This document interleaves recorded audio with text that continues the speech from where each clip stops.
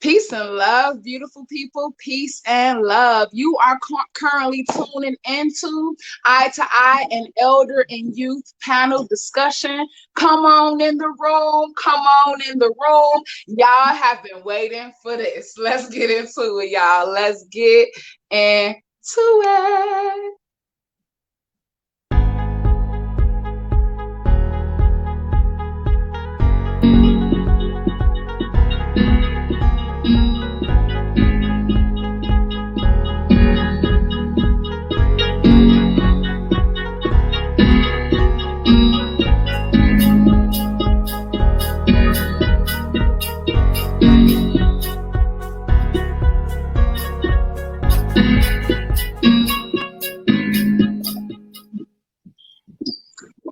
All right, beautiful people. Let's remember to mute our mics.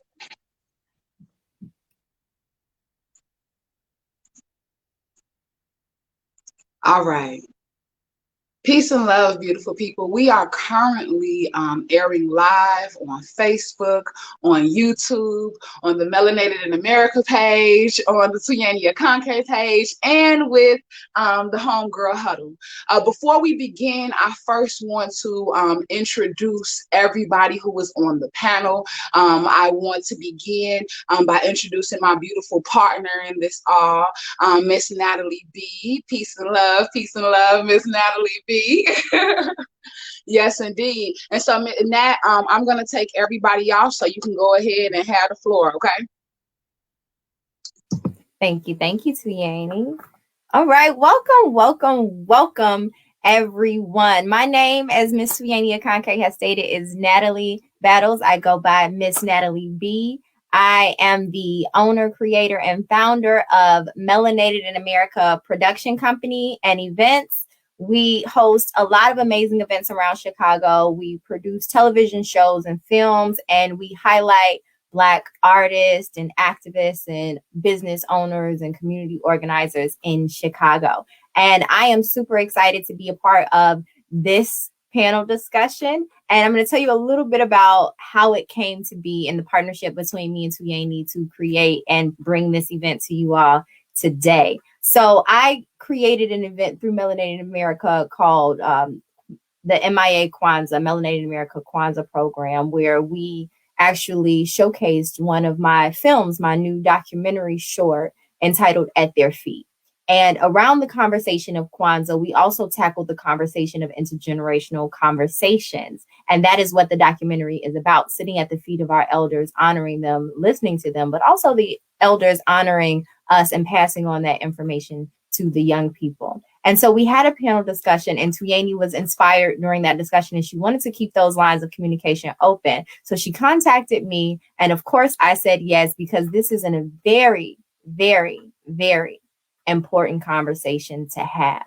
And so I'm going to give my quick points on why this is important, and then I'm going to go ahead and pass it right on back over so that we can hop right into the panel discussion and get this conversation started and this information shared. So one huge reason I feel that this conversation is important is because this is how we start to heal, and this is how we start to truly create change in our communities. Somewhere along the way, you all believe, if you're here, I believe you believe that there was a disconnect. And so today we are here with our beautiful panel with the wonderful Miss Tuyani Akanke and all of you to have this dialogue so that we can heal and mend that disconnect so we can truly move forward into an amazing future together and communicating, right? So that is all. I don't want to prolong it any longer. We're going to hop right on into it and get to this amazing, amazing panel and amazing discussion. Feel free, if you are so inclined, to drop your comments, questions, concerns, and responses down in the comment section so that we can hear from you as well and maybe address some of your questions and comments. And we for sure want to hear from you. Tuyani?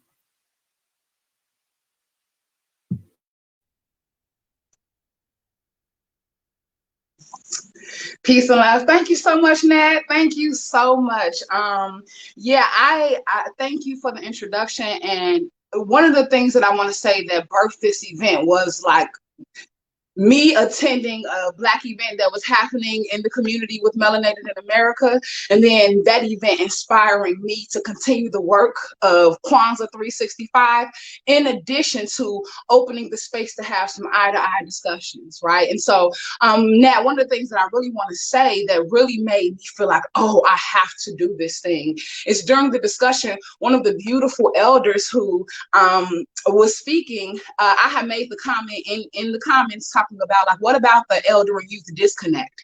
And she responded, the so-called elder and youth disconnect. And this is a prominent figure in our community. So I stopped and was like, oh my God.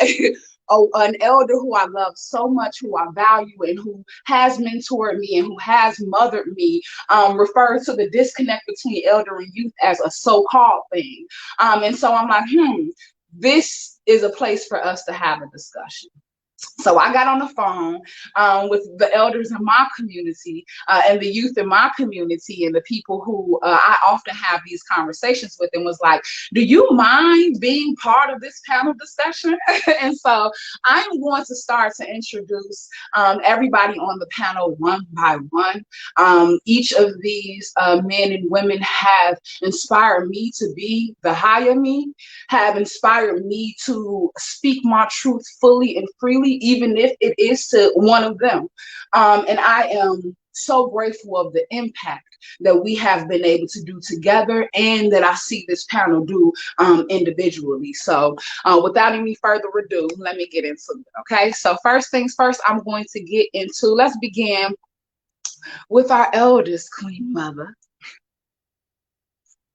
Mama Teresa, peace and love, who was accompanied by her granddaughter, Zakia Jones Martin. I want to first begin by saying that Mama Teresa is my grandmother.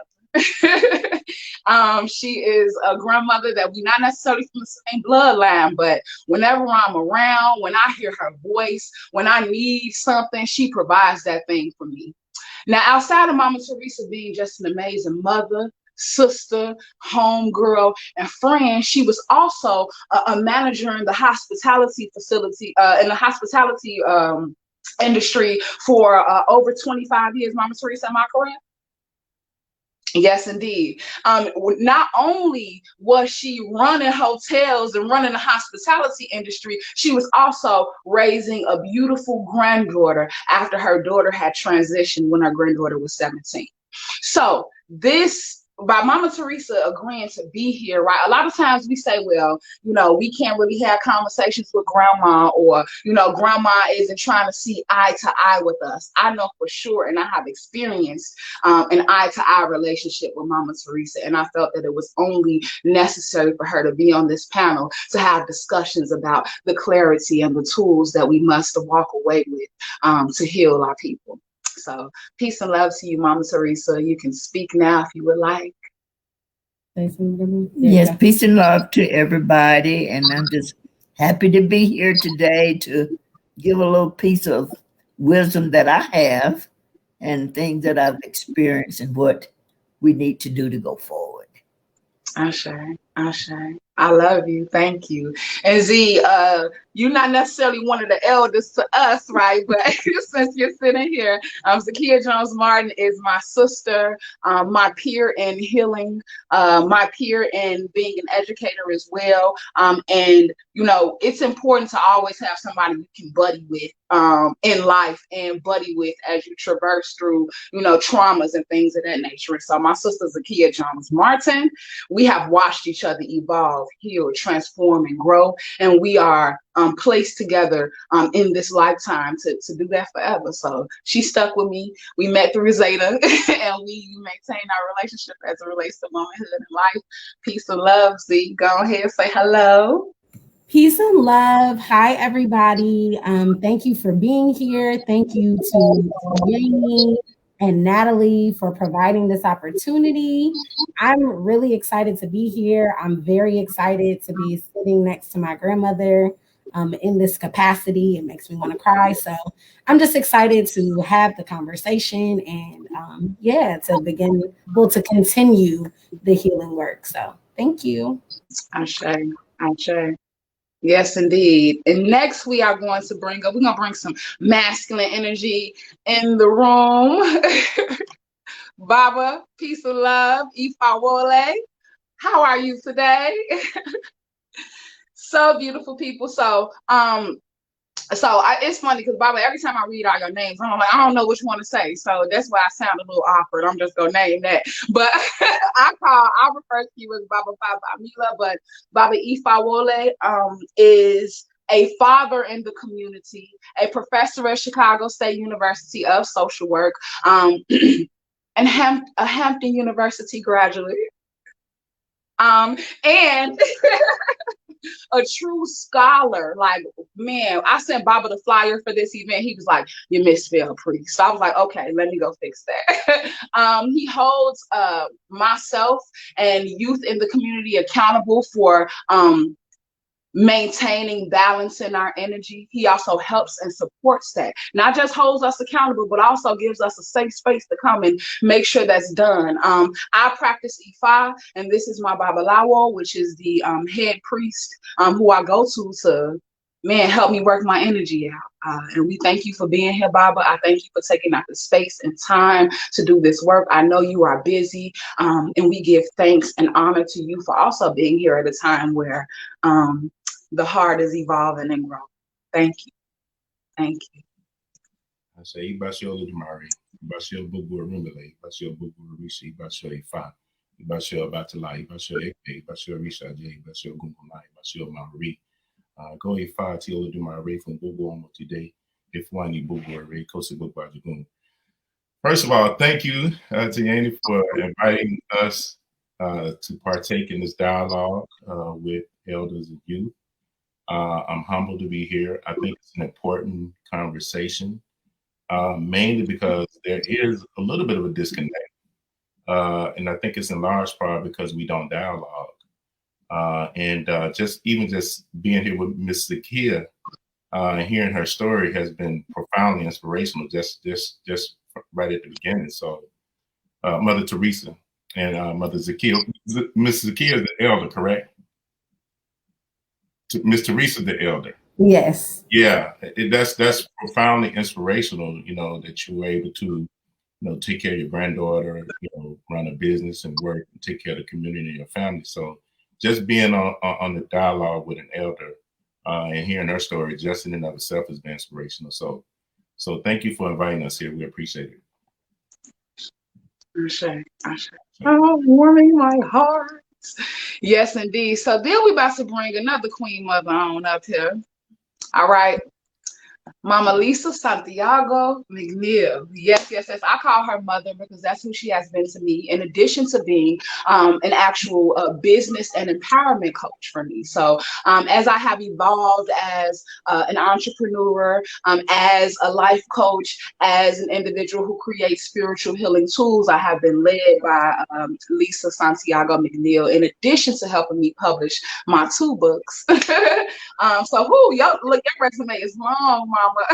But again, like as you all can see, I have invited individuals here who are not just elder, but also elders with a purpose. So Lisa Santiago Mcneil, one of the empowerment duo, I want to give you the space to speak and share, but I am so happy that she is here because one of the things that she said when I first met her, she was like, you know what, Tiani?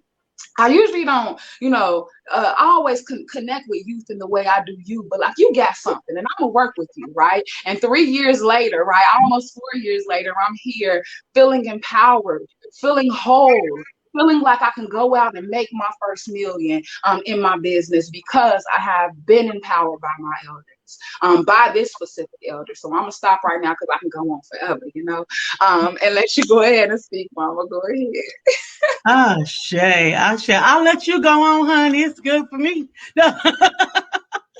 I actually absolutely am in complete awe for being accompanied by so much greatness. I am so honored because I know that Tuyani is prayerful and deliberate with her selection, who is here. So I honor each of you in your individual spaces. I am humbled to be amongst such greatness. I'm grateful to be a part of this panel because it is a much needed niche that needs to be filled. Tuyani is absolutely correct when she indicated when we first started working together. I used to work with the youth all the time. I spent 30 years working with the youth. And when I got delivered from the youth, I was done with the youth. Amen. But I realized that there must be some training. The Bible says that the elder should teach the younger.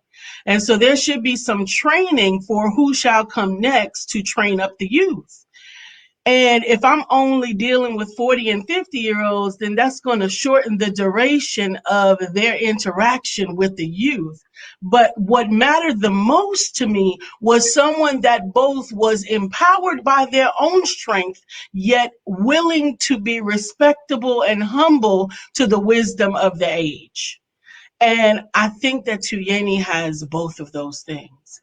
She has a wealth of wisdom that has been endowed through experience and spirit, but she also has a sense of humility that she can consistently glean from others purposefully and then share it again. And I'm honored to be a part of this step.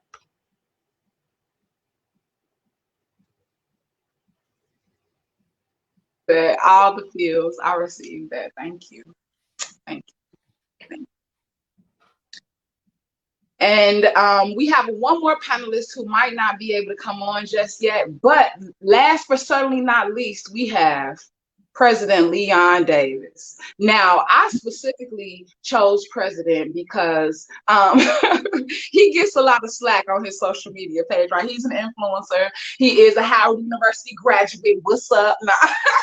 Baba, you saw that little shade. Baba, we have 3 Howardites on here, all right?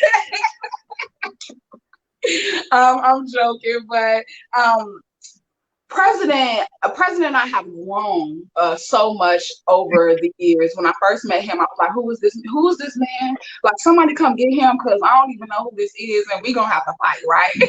But once I really humble myself enough to really get a chance to get to know him, I'm like, wow, this man is solid in his manhood, and he's balanced in both the masculine and the feminine. And I'm like, I had never seen such a strong, like, manly man, alpha man who was like, maybe you should try this perfume, or you know what, Tuyani, I need you should think about it in this way, like, to make me push on my own thought, and it not come from a place of his trigger. He has helped me grow in understanding how to treat Black men. He has helped me to understand that I am also valuable. There are so many times that I was able to connect with President, and he helped me heal through those places of not feeling adequate as a woman. Like, it brings tears to my eyes. But to know that I have such a brother, like a friend, so that I can call on, and he'd be like, nah, you was wrong about that. Or to be like, man, you really did great about that, and I know you're not throwing no smoke on my behind, right? I pray that every woman who is 33 or younger is able to get a peer, a friend like him, a brother like him, to help her evolve as well, as much as I help him evolve too, because I be in his ear. But go ahead, President. I love you, and thank you for being here. Oh, thank you. I mean, I don't know how I can top that. That's edification to the max right there.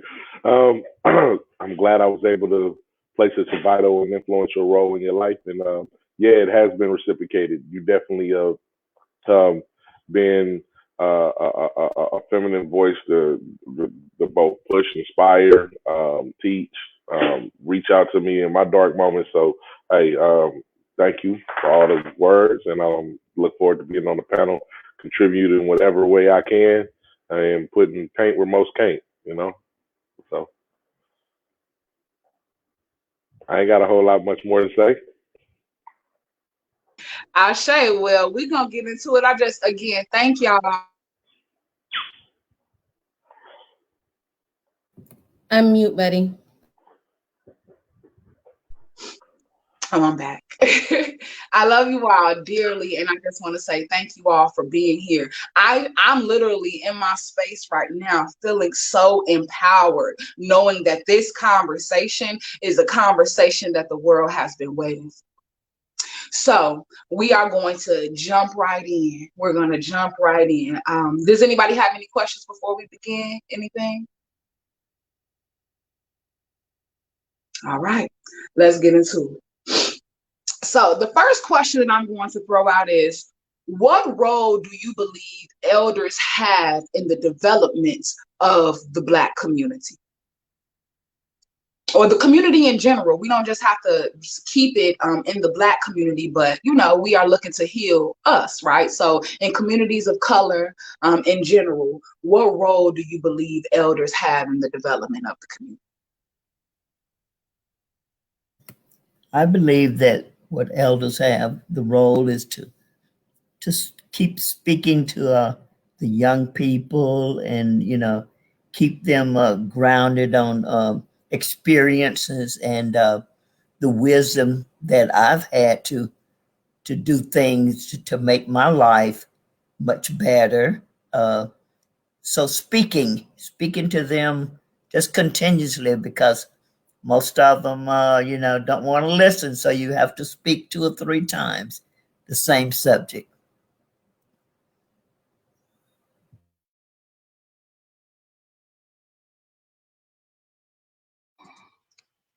So Yanni, are we to just jump in, or are you calling us to just Yeah, jump in? yeah. Okay. Awesome. I would like to answer that question. So the role that I believe that we play is to inspire and nurture the youth that are expressing greatness and empower them to actually do so. I definitely agree with Mother Teresa in that we must speak our truth. But I think oftentimes many of the youth don't feel heard. And I think the first step in empowerment is knowing that you're being heard.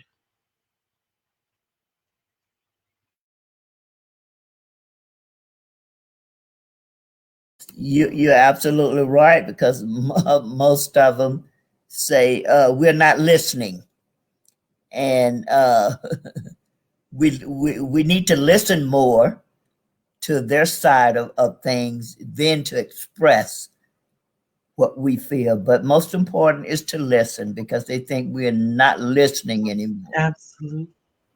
Absolutely.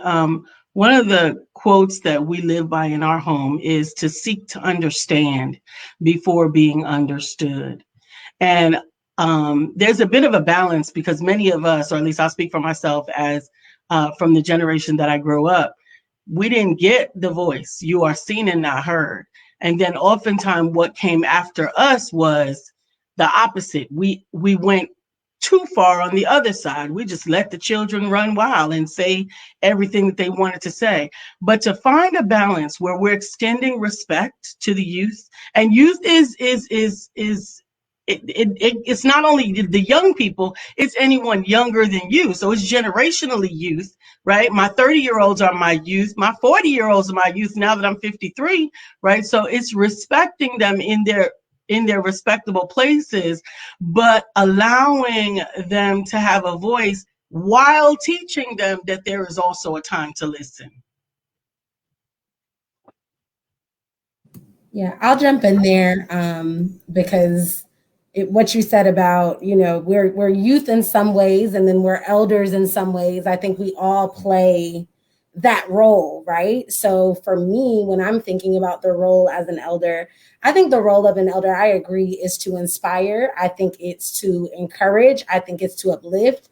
I do also think the role of an elder is to illuminate, to hold accountable, to show and dissect. I think the role of the elder is to share, like kind of like my grandmother was saying, the experience, the blueprint, like they have it. So I do think the role is to share that and not to withhold that information, while also giving opportunities for the youth that you're giving that blueprint to like practice these things. So I think the role is sometimes as an elder to lead, right? And to show, to teach, to say. And then sometimes I think the role is to work as a teammate, or even like more of a coach sometimes, if that makes sense.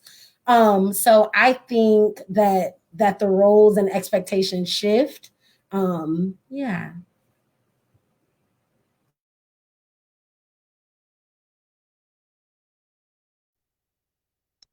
I think it's really interesting to continue to like touch on the fact that like elder doesn't mean a certain age makes you elder. Elder means that at each generation, like every generation has its elders, right? So Zakia is, I'm not necessarily her elder in a sense, but she was a sophomore when I was a senior. You know what I'm saying? And so and I'm also the tail of my line, so I was the anchor. So when I started my healing journey, things of that nature, she sat back and watched me, and then that inspired her to go deeper into hers. You know what I'm saying? And so I knew that there was some experiences that I was having that it wasn't necessarily for myself, that it was for, you know what I'm saying, those who are coming under me. And I want to ask this question.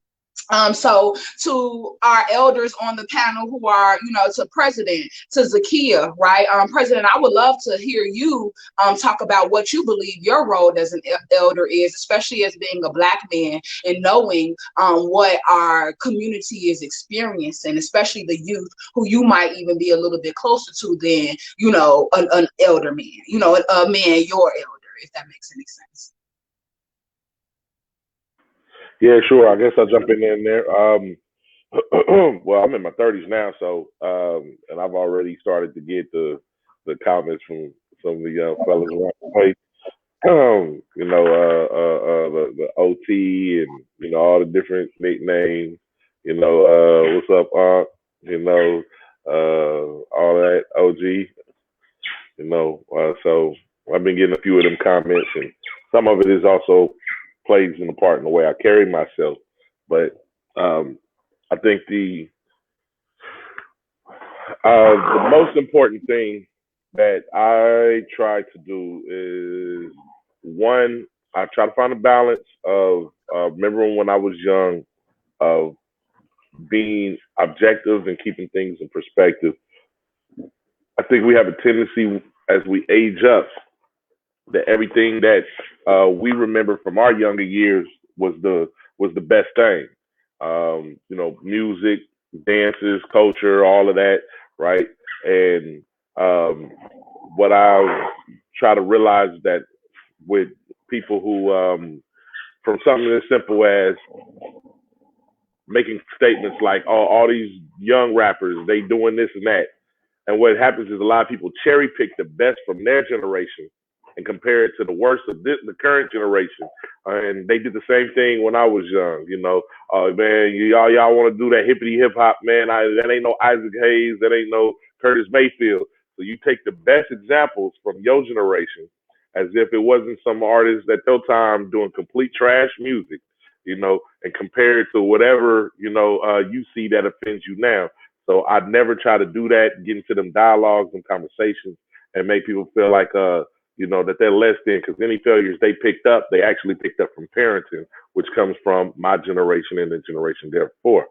So.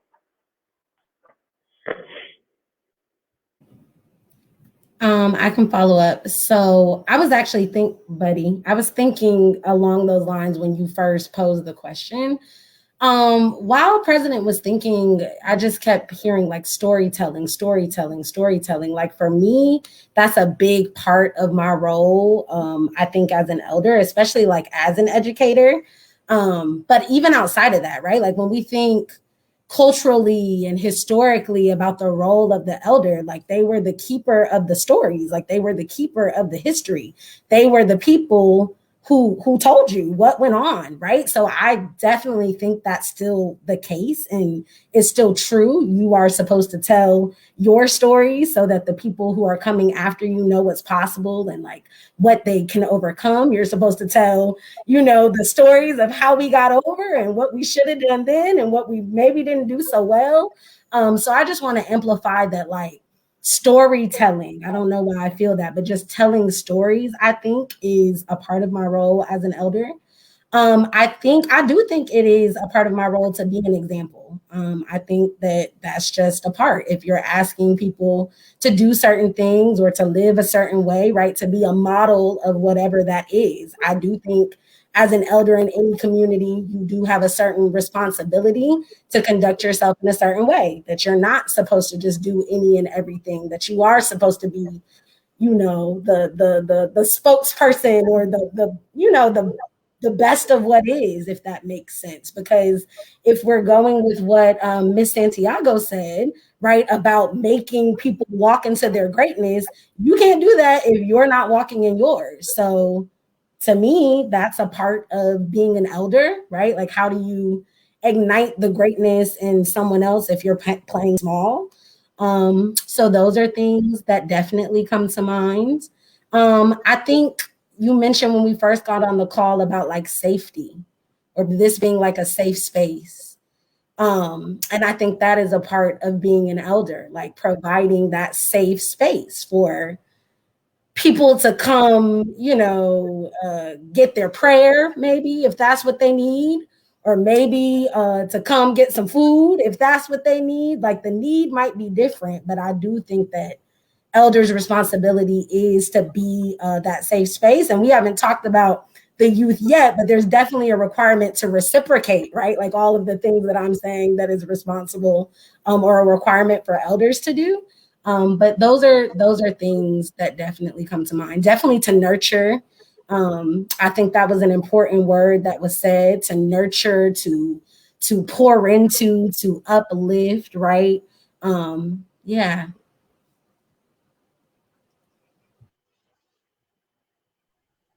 Ashe, that was beautiful. So we gonna go on to the next.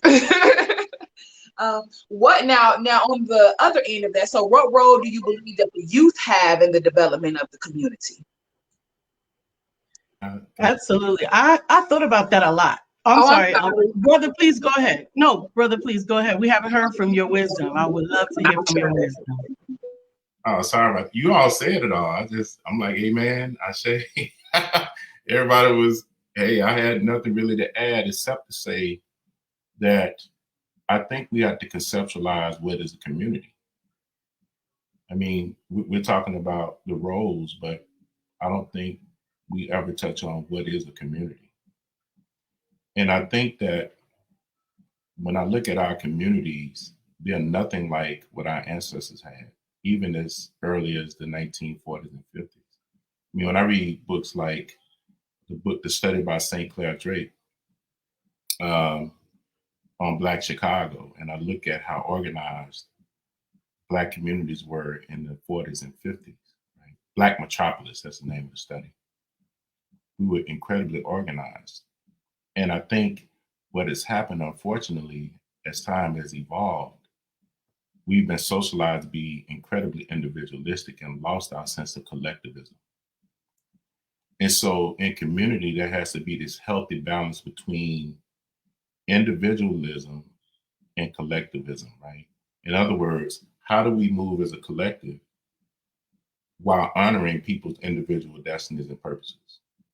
And I think that that's where this huge disconnect is taking place, because in the community, our ancestors have given us values, mores, and folkways that work for them. And so as an elder, right, it's important for us to be able to walk this balance between modernity and tradition. In other words, what worked in our tradition that made us to be an empowered people, a people who walk the world with agency, right? While at the same time adapting to modernity, what has changed, right? And how the world has changed with our youth. And I think that takes some real balance, right, as an elder. But more important, I think it's important, and you all have said this is just me sort of summarizing it. I think it's important to understand, right, and draw from those wisdom systems, right? That wisdom that our ancestors gave to us to pass to the youth, things that we know work, certain insights that are timeless, right? They don't have a time frame. They work no matter what generation you're in, right? And the youth willingness to actually listen to it, kind of like what Mama Teresa was saying, right? Like actually listen to it, because these things actually worked, right? So I think that's what make it hard. I think one, we not sometimes always clear about what is community, and two, it's hard to walk that line between modernity and tradition. That's my little 2 cents. That was $1, not 2 cents. That was $1, Bob. Hello? Absolutely. So I was going to jump in and add to that. One of the things that I think, one of the expectations of the youth is to actually be willing to be out front. A lot of times there's a lot of, there's almost more energy going towards being in the back of the room, being in a place of comfort versus pushing your way to the front. And in the role of the youth, when I say youth, I don't mean like the young people. I mean those that are younger than the elders. You got to realize that you have some of the strength where we have some of the wisdom. Now, we realize that you have wisdom that you bring with you as well, but I think that it's important for you to be willing to be equipped with wisdom so that you can leverage your strength and use your voice to be in some of those spaces where we need to have our voice, our collective voice heard, but you as the mouthpiece. And part of that comes from us as elders being willing to pass that baton too. Being willing to say, this young man or this young woman is ready to speak for the community. Not, oh, she's too young. She don't have nothing for nobody to say, but I've equipped her. I've poured into her and she's been willing to hear. And now I'm going to push her up much as a leader instead of just somebody else. Just this is a leader. She's ready to be heard from. He's ready to be heard from. I need you all to listen. And when we as the elders can put forth that unified stance behind them, it will equip them to take 2 steps where we could have only taken 1. Woo! That was a mouthful. I have so many thoughts. I wanted to say, I think what you said at the end is beautiful about, that belief, right, is a part of what empowers and equips youth to do it, right? Like, yes, I've poured into you, I'm passing the baton, but also like, I think you can do it, right? Like you are a leader and the world needs to hear your voice. I do think that sometimes as we move from youth to like elder spaces, we forget that needs to be said, like that the youth need to hear it. The youth at every level need to hear that. We all need to hear that sometimes. So I thought that I just wanted to comment on that. I thought that was of critical importance. And then I also was thinking we were aligned. I was thinking a lot of what you were just about, like going back to the role of youth and elders. I think that, the youth are supposed to be out there doing the work, right? Like that you need to go do it. Like you said, you have the strength. There are some things right now that the people, they've already, they've served, they've done their time, like they are working in their capacity in a different space. And that's their role now. And your role is to be a foot soldier. Like your role is to go get the work done, where I'm like, the elders, like now I'm strategy, right? Like I'm giving you the play, like I'm giving you what to do, right? I'm behind the scenes. I'm the voice in the ear. I'm the earpiece, right? But I need you to go like put it into action. I also want to highlight just something I forgot to say about the role of elders and the role of youth. I think that the role of youth is to honor the elders and to take care of them. I think that we have definitely lost that, going back to what was said about being individualistic and, not having some of the structures that we're supposed to have in our society. Role of elders that I didn't say is to rest, right? And to be honored and to be uplifted and to be able to pass the baton, because I think that's also what comes into play. I can't pass it if I don't feel like I can pass it. I can't pass it if I feel like you're going to drop it. Sorry, I'll just keep it to myself. I think that's something that we struggle through as well. So I feel like I'm all over the place, but you said so much, Miss Santiago. So This, what? Absolutely. What I was going to say, and this is something that I realized as an elder that I took for granted as a non-elder, and that is the prayers of the righteous availeth much. And I remember one time we had discipleship where we had to go out into the field, and the elders were staying back at the church, and we had to go out in the heat and in the neighborhoods and walking. And I remember in my untrained, unwise head thinking all they gonna do is stay back at the church, minimizing that those mothers were praying for our safety, minimizing that the men who were not walking with us were watching the corners where we were standing to make sure that no harm would come to us. See, sometimes you think you know everything, but it was not until I realized that if I didn't have the protection of the men watching corners, if I didn't have the spiritual protection of the mothers tearing down strongholds, praying a holy hedge of protection, then we would not have had the opportunity to win souls, to build disciples, and all of those things that we thought, we popping our collars thinking that we're doing. And all we were foot soldiers walking in the footsteps that had already been previously laid for us. We had the easy part. But learning how to respect both of those positions, because the elders would have not potentially been as effective. They couldn't walk as far, right? They may have had the wisdom, but they couldn't have walked as far. They couldn't have been out in the heat. Just somehow learning to respect one another better in our own individual positions is so important. That is indeed profound. Um, I right now I just sit with the power of, like, you just really just named and outlined the structure. Like, that's powerful. Baba, did you want to share? I saw you on mute. I was just thinking about the role of the youth. My entire life, I've been dedicated to working with youth.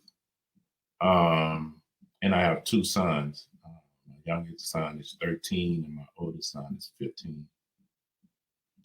And one of the roles of youth is to sort of express, how they show up in the world, right? Because sometimes we don't always know how they show up in the world or what's important to them, right? So it comes down to elders listening to them. And in your listening, right, you should not just listen to how they're showing up in their world, because their world is different from how you grew up as a young man, but also to listen to, certain proclivities, certain things that they are passionate about, certain things that they are driven to do, right? And really pay attention to that and encourage that, and to let them know what you think in terms of how that may be associated with their destiny. And I think the earlier that we can identify in young people their skills, their talents, their passions, their drives, right? In other words, their destiny, their purpose, and then encourage that, the better off we would be. I think that young people, and I see it with my sons, right? I have a son, so we do Saturday schools, which I got to do later this evening. And I noticed in our Saturday schools, my youngest son loved to draw. I said, okay, he's an artist. That's his thing, right? So as his father, I have to continue to encourage that, right? Or when he's playing video games with his friends, right? Which I used to have an adverse reaction to, like playing the video games, right? But this is what they do in their generation, right? And what I found is that it's not just video games. They're having all kind of political discussions. They're talking about race. They're talking about activism, right? And so if I was just judging what they were doing, right, and not paying attention to it and not listening to how they show up in the world, we wouldn't be able to have a dialogue at all, because I can't bring my 1980s mind into 2021, right, and how they show up in the world. So young people, right, it's like it has to be what you're doing now, Tiani, a dialogue. listening to them talk about how they show up in the world. But at the same time, they have to listen to us, right? Talk about what the wisdom look like, what the insight about the world looks like, and how they can be successful based on that wisdom and experience that we've already accumulated. So it's this intergenerational, it's a constant dialogue, it's a constant speak and listen, constant speak and listen. And I think that that's how we can bridge the gap. But I still think, though, we have to conceptualize and define what is a community. I think we have to do that because I don't think we have it anymore, if I'm being quite frank, which is why we're confused about roles. So that's just my view. Thank you so much for that. Thank you so much for like this. We're getting into the nitty gritty. And before we get any deeper, our last panelist, another elder and youth, Jam has just come on, and I want to create a safe space to allow her to come in. I'm going to add you to the stream. So Jamila Best, Howard University graduate, member of Beta Phi Theta. Jam, you're a bit late, so I can't give you a whole intro. It's okay. It's going okay. So can you mute your mic, and then we just go to the next question, all right? Absolutely. All right.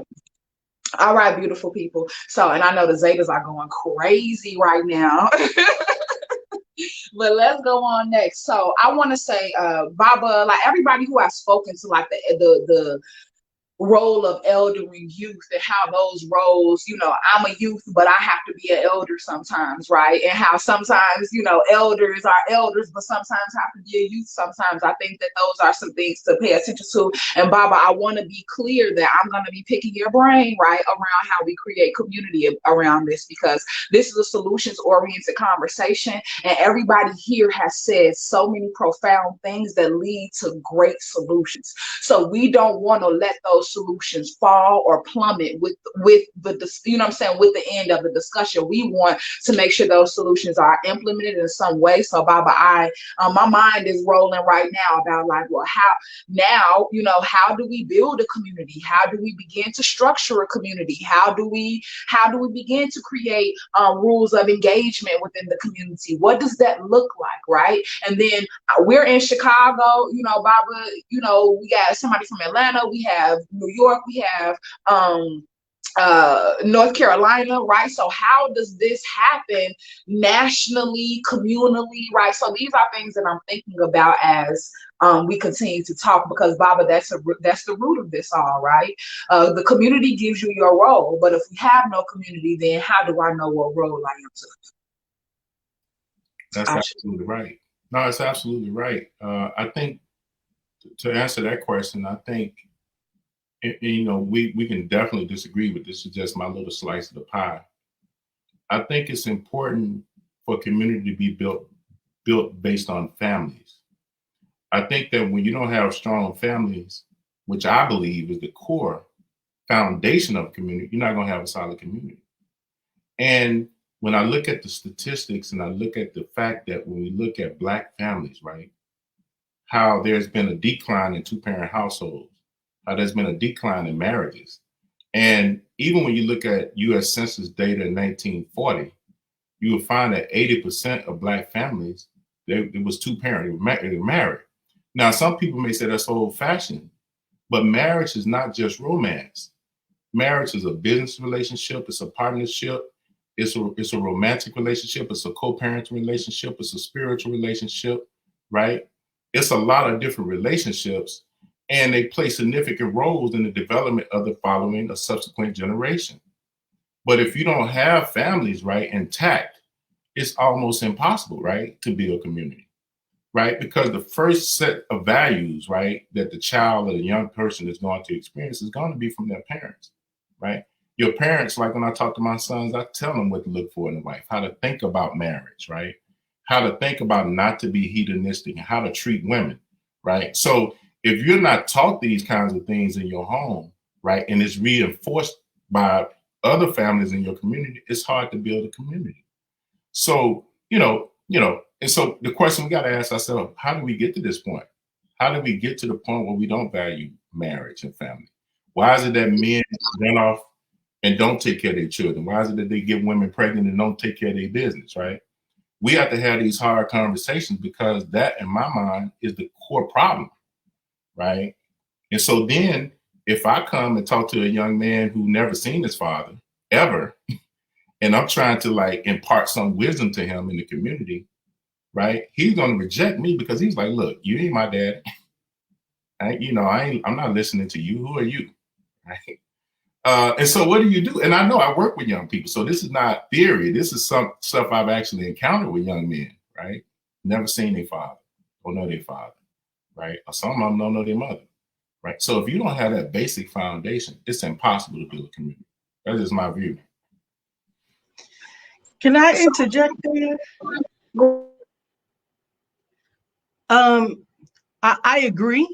I agree with what you've said as it relates to encouraging, nurturing, and teaching for the forward path. However, I think that we must also consider what we are already working with. And what we are working with is exactly what you said is not working. However, because we have the single parent households, we have the youth that are raising themselves, we have that as a truth. And we also have people that have developed family structure as a result of not having family, blood family, right? So we also have a responsibility to identify how to address that paradigm as well. I completely agree with desiring to educate, inspire, and empower young men, young women to build family in a successful and healthy way moving forward. But I believe that that does not preclude us from the responsibility of addressing the families that many of us on this panel have come from and are still living in, that are dysfunctional and otherwise impacting our communities as a whole as a result of their dysfunction. We must still address that as well. And I think that these conversations help us to move towards identifying what's going to pull the young man into the conversation when he has not been raised by a father, when he has not been nurtured with a strong male role model, and now a strong male role model who may have had his own historical growth with a strong male, meaning that he had a whole different reality. And his reality may have been healthy or healthier in that sense. Now we come to the place where, and I've experienced this in my own personal life, now we come to the place where the man who is the mentor, the leader, the elder, the whole, and the one who carries the wisdom and understands what would be best for that young man may not be willing to break into the space where that young man is, because he's met with opposition, because he's met with some initial disrespect, because this young man is not familiar with what he is doing nor the language that he is speaking. And I think that that means that somebody is going to have to take the lead in that. And I look forward to hearing your answer on that, because as a woman, that is not a role that I can fill, nor will I try. I will support and undergird, but it is not a role that I have the answer for, though I see the problem.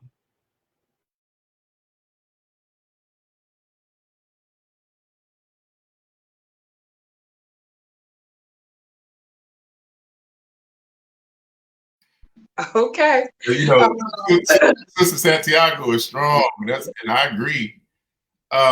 And you're right. I mean, I've done mentoring programs in Chicago and North Lawndale among, urban youth, and not just men, women too. I think that I don't want to make it seem like it's just about men. I think that when young ladies don't have a real man that they can see as a paradigm or as an example, it can be very detrimental to them. Right. So I don't want to make it seem like it's just about the boys, because my mentoring program, believe it or not, had more women, young girls. But with the young men, what I've learned in my years of working in the community with young people and as an instructor, of young men, you have to be patient with them. That's been my experience. And you can't come in with the savior syndrome, and you really have to not be judgmental, you know, because sometimes they have a lot of limits. They may smoke a blunt and come in your face or whatever, right? But I'm not. You can't judge. You know, they come high and stuff. So you have to be patient with that. And once they see, and Tanyana will tell you, I work with young people all the time. Like I try not to judge them, but at the same time, I would tell them this is not behavior that would serve you well, right? So while I'm not judging it, and I'm providing a safe space, as we all talked about at the beginning of the panel discussion, I still hold you accountable with regard to how this can adversely affect your life. Right. But with young Black women, I don't hardly ever have that kind of issue with young Black women. It's usually, the Black men I have to kind of be patient with and just let them know I'm there for them, But it takes time and it takes patience. That's been my experience.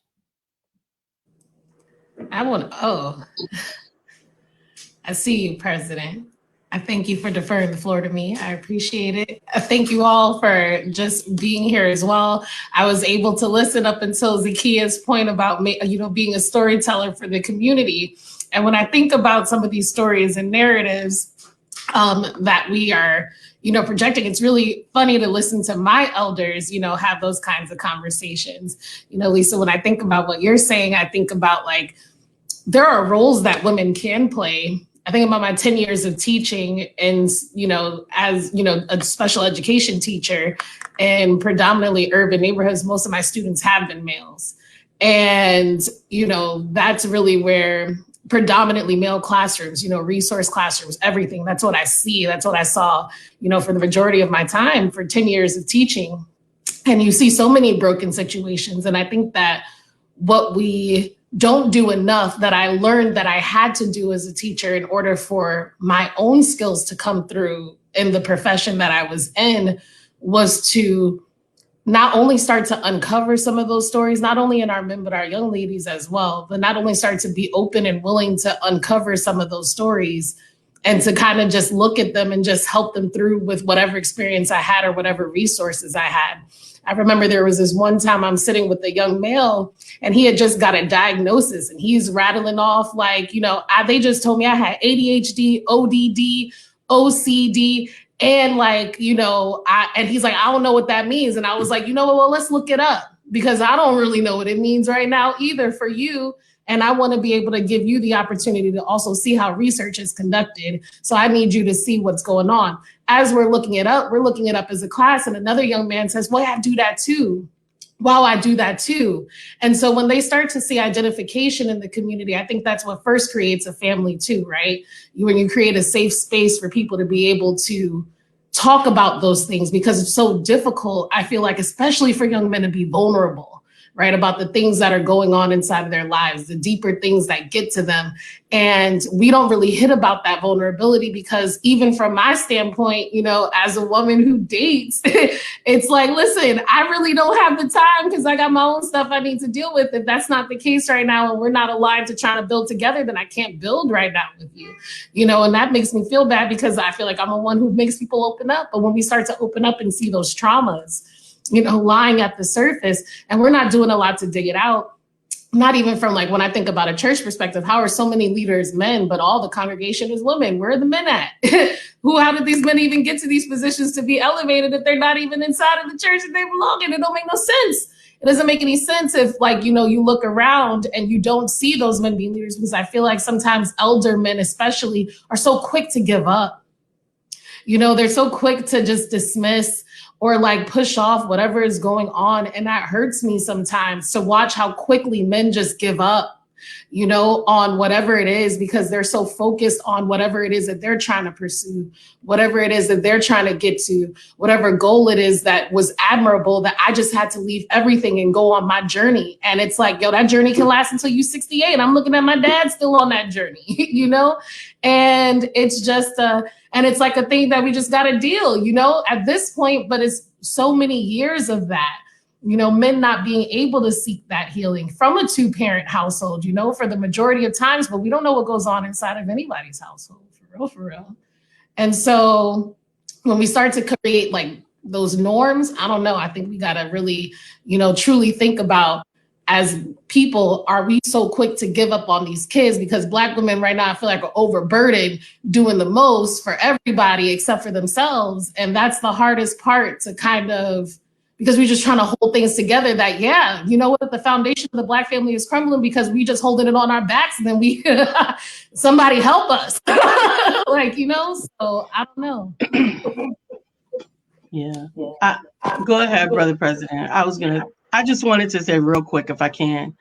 Jamila, I definitely empathize, and I do hear some truth in what you say, but I also want to raise up that there are lots of men that are doing what they can in their communities. I think it's important as women, although we are bearing a tremendous burden and we are carrying a lot, that we almost make it difficult for some of the men who are trying by focusing on the ones that are not.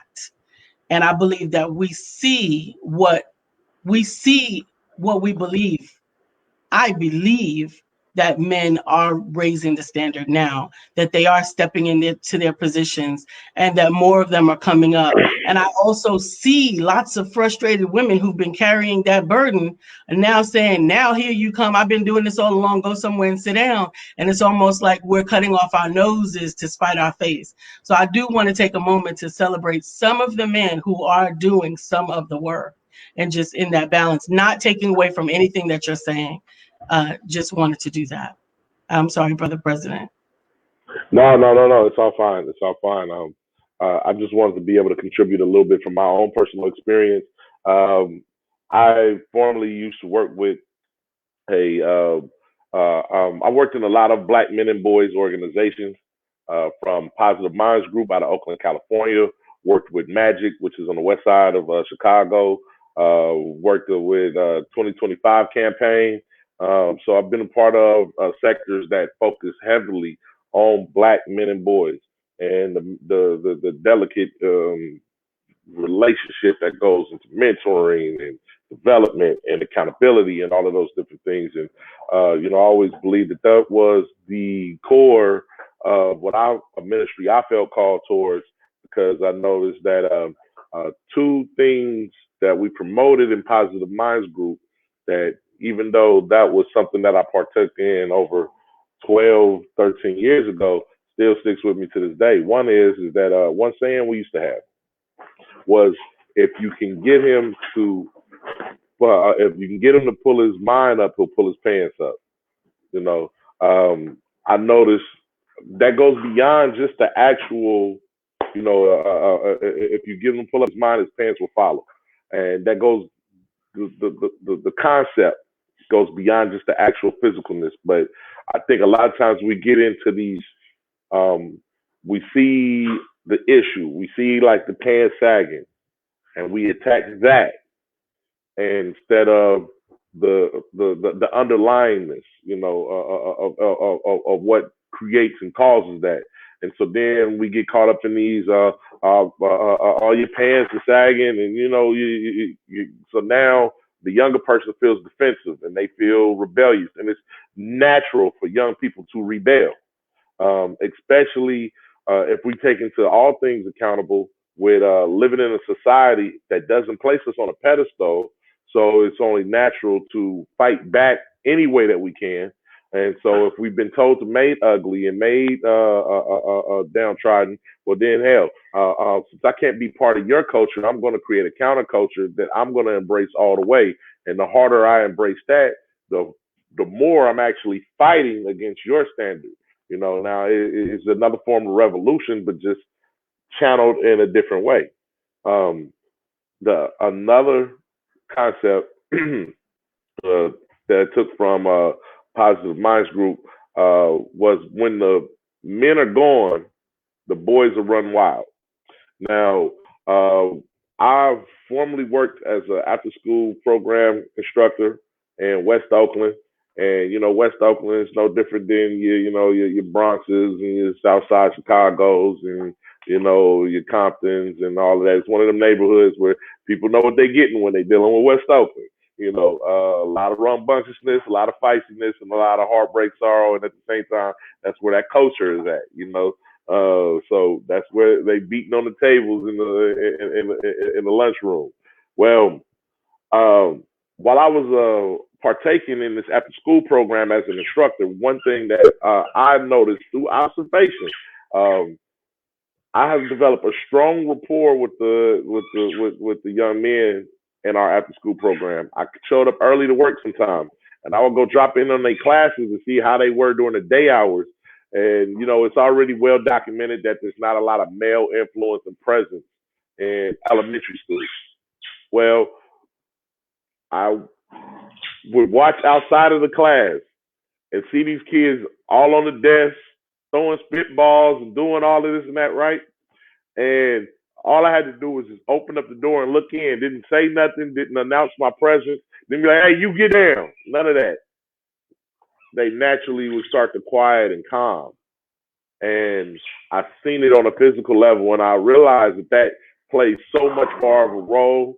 I had beauty of being able to be part of what we call a tent city campaign when the murder spiked really high in my city one year. And something that we worked that did work to a great amount of we created these tent camps where we tented out on street corners that were particularly known to be very booming, and men came out and tented out there and just made their presence known. It wasn't just a whole lot of preachiness and none of that. It's just being there and being present, passing out toiletries, passing out school supplies, breaking bread and having conversations, but mostly just the presence.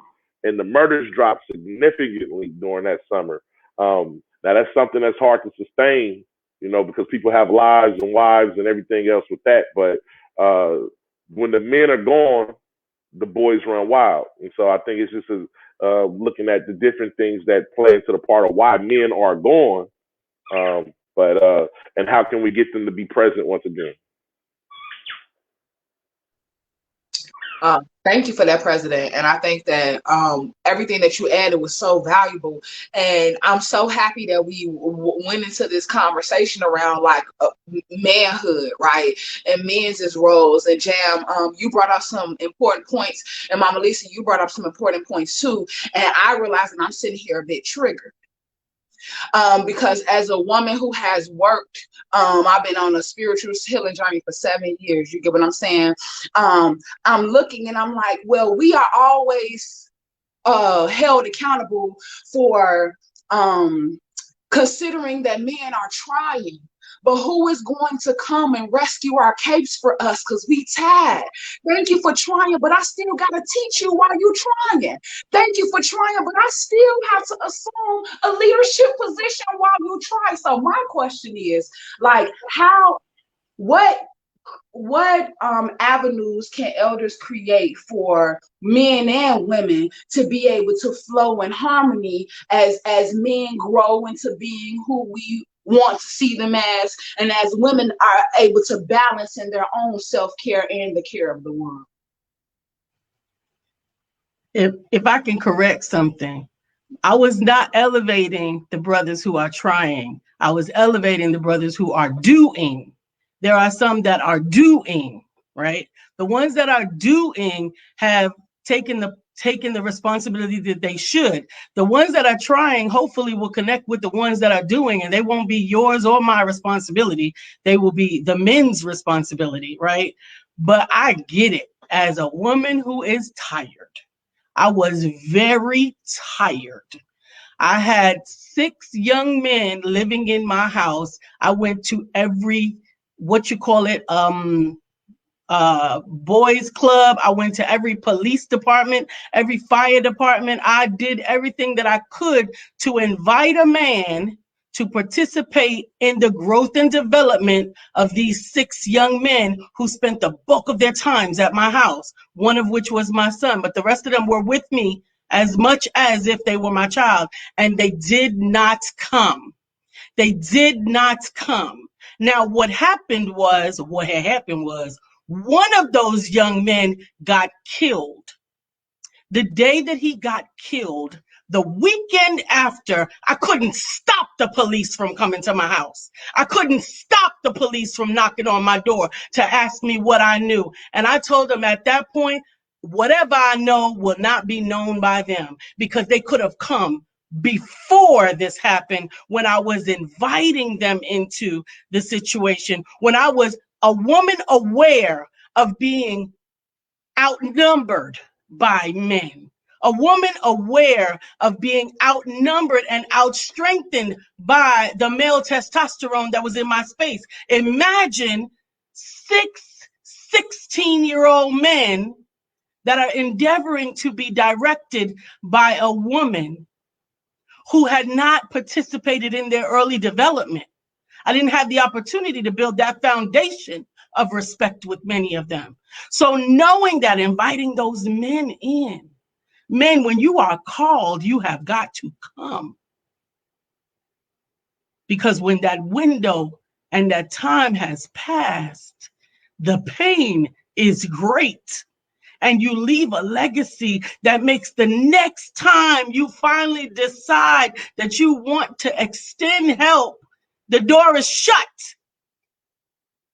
You got Jamila, you got Tuyani, you got myself standing there saying, no freaking thank you, because I've been doing this long enough without you. But I do want to say that those men who are doing, I will continue to give you room to do. And I join you in that. Giving honor to my cousin Darius Deshaun Vaughn, who was killed October of 2020 by another Black man who was his elder. I cry real tears, right? This is a conversation that hit home. You know what I'm saying? I am where I am today. My mother has been on drugs my entire life. Bless her heart. I love her, but that's the truth. It is because of my elders. It's because my daddy said, "Now you about to go to Mississippi with your grandma and your great grandmama now, and you gonna learn something." You know what I'm saying? Now you about to go over there to your great auntie house. I'm like, why am I around all these old people, right? But now, as a 33-year-old woman, I'm able to stand strong in myself, right? My cousin in January of 2020, before he died, I said, I really, in the spirit of me, I'm calling all the men in my life. Like, I got a cousin, he's 30 years old. I need you to talk to him. Baba, I mentioned him to you. You know what I'm saying? I need you to talk to him. And it was men who did show up for him. They did. Who would have known the same year he would have ended up dead in the same place I brought those men to connect with him in. Baba, I want to get back to this question because we winding down on time, but we need to have some solutions, conversations here, right? Because we talking about family being the root of the community, right? But then we also have to honor the fact that Lisa Santiago is in North Carolina and she has mothered me. I have to be honest that Zakia is an only child through her mother, but I feel like we came through the same womb as sisters. You know what I'm saying? Jam the same thing. Crazy. You know what I'm saying? So I want to know, what are the practical steps in combining family and community? Because it sounds like community is the new family. Right. Well, we meet our community where they always understand. All right, I see this family. They don't have a mother or a father over there, a mother or father influence, because the oldest daughter is trying to mother and father. So as a 33-year-old, let me come to you and say, bring the babies up here. I can help you homeschool. So I want to have a conversation. I'm sorry. I really want to talk about how do we combine these ideals of family and community, right? And what are the practical steps in doing that? Because that's how we do this. And I'm going to say loudly and clearly, like, man, we need you. I am what they might consider an alpha woman, a strong woman, whatever the case may be. But I'm the woman because my daddy poured this into me. My daddy helped me be confident. My daddy told me to walk with your back straight and look people in their eyes. My mama didn't tell me. You know what I'm saying? My father is the reason why I forge so much with power. And I understand. I see young girls. I see women my age who, like, my dad wasn't around, and I see a loss of father. They didn't have a father figure around. And even the parts of myself that I have to heal with my father, I can go to Baba. And as my father and I have been healing, Baba has given me a softer version of my father. So I've been able to heal my heart in places where me and my dad was working on. So I say all of that to say that, men, you are important. Men, if you're listening, if you're watching, you're important. And this strong alpha woman, We need you. Our communities need you, and women, right? We need our own balanced emotions, right? I have to own my emotions in this space. I have to own how I feel in this space, own why it triggers me, and not project that pain onto y'all. But again, back to the original statement, right? How do we combine the ideals of community and family and creating these solutions for our people? I have a thought. I have a lot of thoughts, really, because a lot has been said. But I do want to jump in there as a young woman whose father has transitioned, right? Who did not grow up with her dad in the household, but knew her dad, had a relationship with her dad, as a woman who is raising a young Black boy who is 6 years old and is a single mother, right? I just want to talk about like some of those solutions and something that I've been playing with as, you know, mentioning about the role of the dad and the family, like that's so necessary. So I look like this because I went to my son's soccer game this morning. And you know, I could have when we started soccer shown up just on the sidelines by myself and it would have been fine. His dad is involved, but you know, ain't making it to soccer. That's a whole nother solution situation, right? I could have shown up by myself, but there was a need there. And the need is to have people on the sidelines to support my son so that he can play to the level that he needs to play. And if his father cannot do it, right, then I, as his mother, am going to create that whatever way I can. So he does have a godfather who is involved, who is somebody who is willing to step up and who is willing to be there. And I had to, you know, let my own stuff go about what people think and what other people may think about what it's going to take to raise this boy, right? Like today at soccer practice, his godfather was there, John, the coach, dad, blah, blah, blah, you know, miscalling him dad and stuff. It don't matter. It doesn't matter. I had someone there that is able to stand in and to help. Even the coach, you know, when we're talking about growing and guiding him, the coach is talking to him differently. Yeah, maybe you can, you know, stand outside with dad and you can do this and y'all can practice this and y'all can do this and this is how you'll do it. At the end of that, my son's godfather said, okay, Noah, when do you want your soccer goal? I'll bring it on Monday and then maybe we can practice and we can do this and that. So I just want to elevate, I guess what I want to offer is like part of the solution is being open to help. As a single mother, like as much as I hear you, right? Because I get it. I'm often looking for help, but I do think we as Black women sometimes reject the help when it's offered for a variety of reasons, right? Maybe I feel like, you know, I feel I should be able to do it on my own, or I feel guilty by letting someone in, or I'm scared I'm going to be judged or whatever it is. So being open to the help, I think is a solution. Not dictating what your blessings look like and being like open to that, acknowledging that it does make a difference. Noah, again, I could have sat on the sidelines by myself, but Noah plays different when there's a man on the sidelines.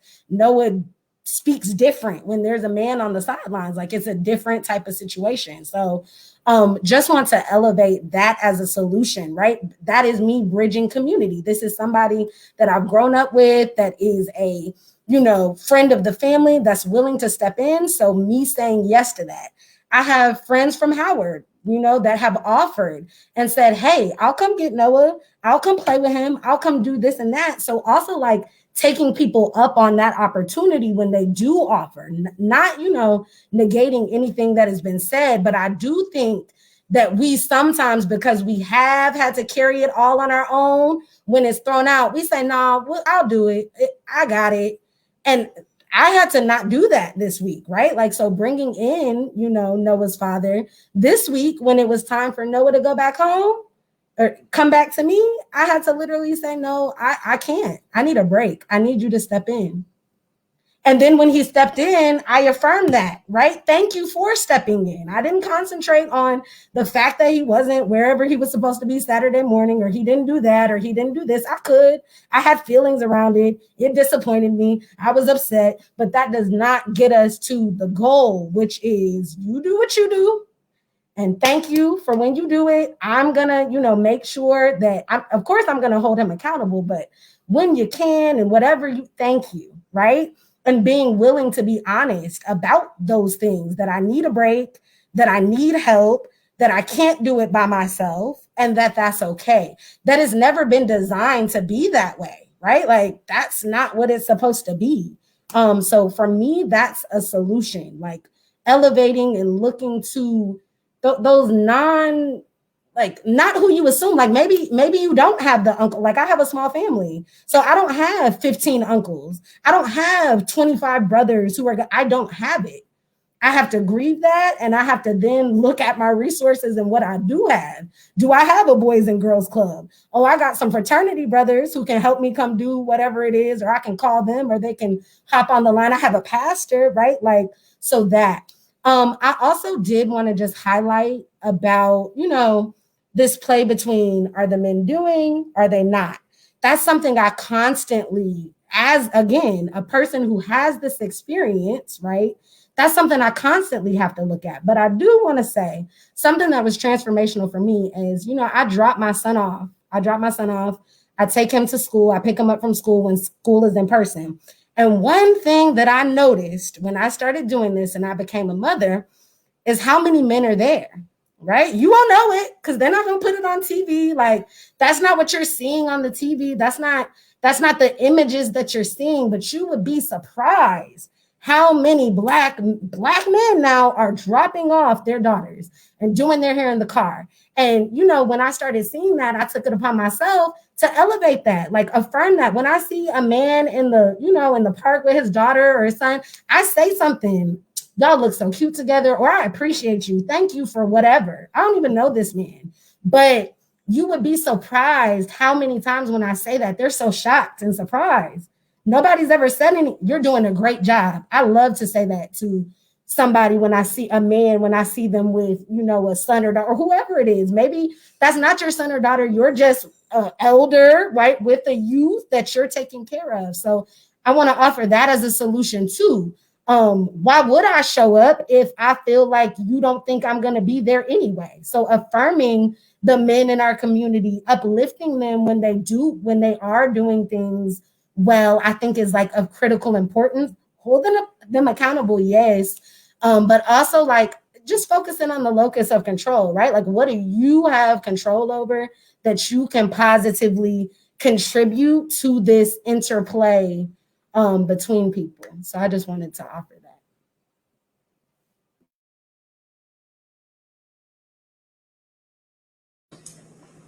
Thank you, Zakia. I appreciated that perspective, of that celebration. And there was something, when I think about it, I was like, ooh, I was a little nerved. It was not that it's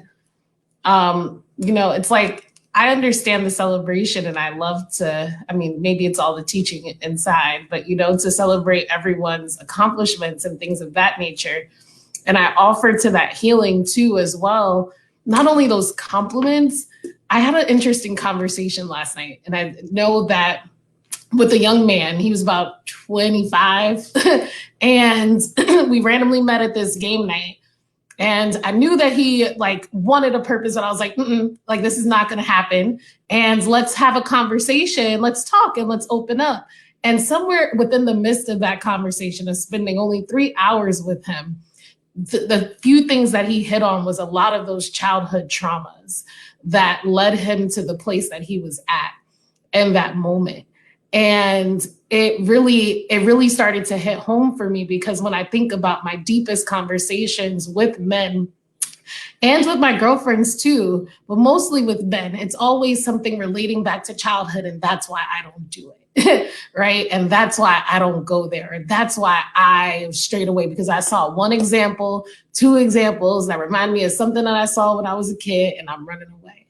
And it was so, and I looked at him and I was just like, so do you think it's okay that the things that you saw in your childhood, you're doing to someone else? A woman was actively calling his phone and he was saying, I'm in an Uber. And I'm like, I'm an Uber? Like what? I just offered to take you to your house. Like I'm an Uber, and I'm like, well, if you have to have that level of conversation with someone, then I need you to evaluate whether or not that this is a place where you actually need to be. And to find out that the whole time, he's essentially just looking for a mother role. He's looking for somebody to fulfill, what he needs as a mother. And I think about those traumas that men go through from their mothers, right? And that's also so unhealed that impacts how they treat others. And it's such a delicate space. Excuse my dog.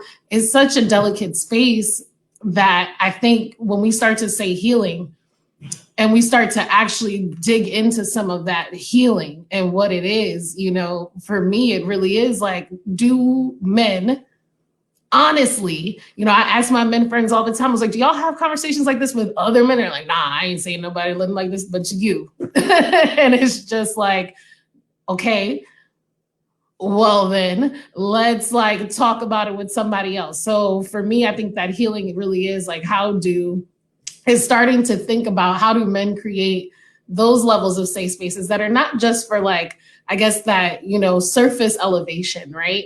That gives you that positive accolades that you think everybody doesn't necessarily see, but we recognize, we just know it's not as in the masses as we'd like to want it to be, like it's not that you don't see it, it's just that it's hidden. So how do men begin to create those safe spaces as elders to youth, at all levels of those stages, to be able to speak openly about some of those, traumas that are happening, because those conversations are happening.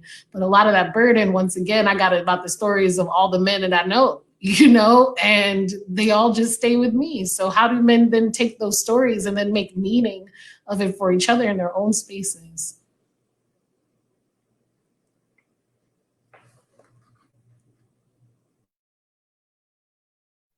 Men, that's for y'all.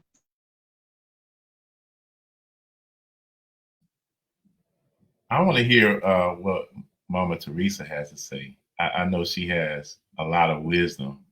So, and she's the elder on this call. So I would like to hear what she has to say. Well, about the conversation about men, I grew up with a father, but I had to raise my daughter by myself, and I had the help of men around me, like Zakia is saying, where they were called. Right now, they're called my brothers, and I can call on them whenever I want to. But during the time when I grew up, the community, even the men in the community, helped raise your children. So this day and time, it's totally different, because we're grown away from raising their sons and talking to their sons. So the men they need guidance, and they need to it comes from mothers, and I think even though they're not fathers, that's mothers need to step up more and talking to them about roles that they need to play and things that they need to do. So it seems to be on mothers without fathers and mothers without husbands to play a more important role in young men's lives.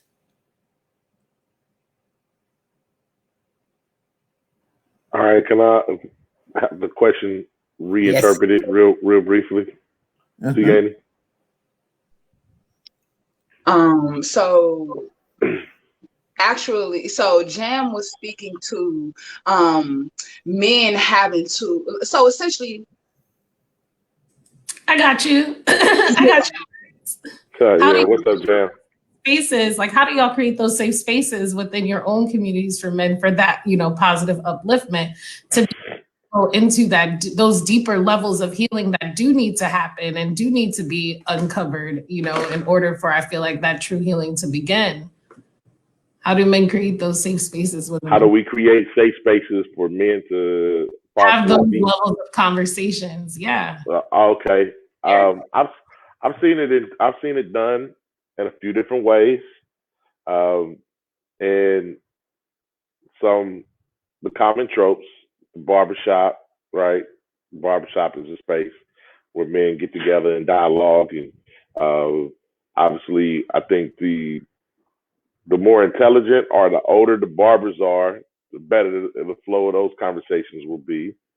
Uh, I was just a part of a wonderful barbershop just the other day, and there was a young guy who he walked in there, had never had worked in a barbershop before. I mean, he did start in college, but never worked in a barbershop. Just asked for a job and said he was ready. And the elder barber took him under the wing and has been grooming him. And he was very excited with his skill set coming along. And a lot of the other barbers was kind of telling him, man, I wish somebody had stepped in and helped me along when I was in my first.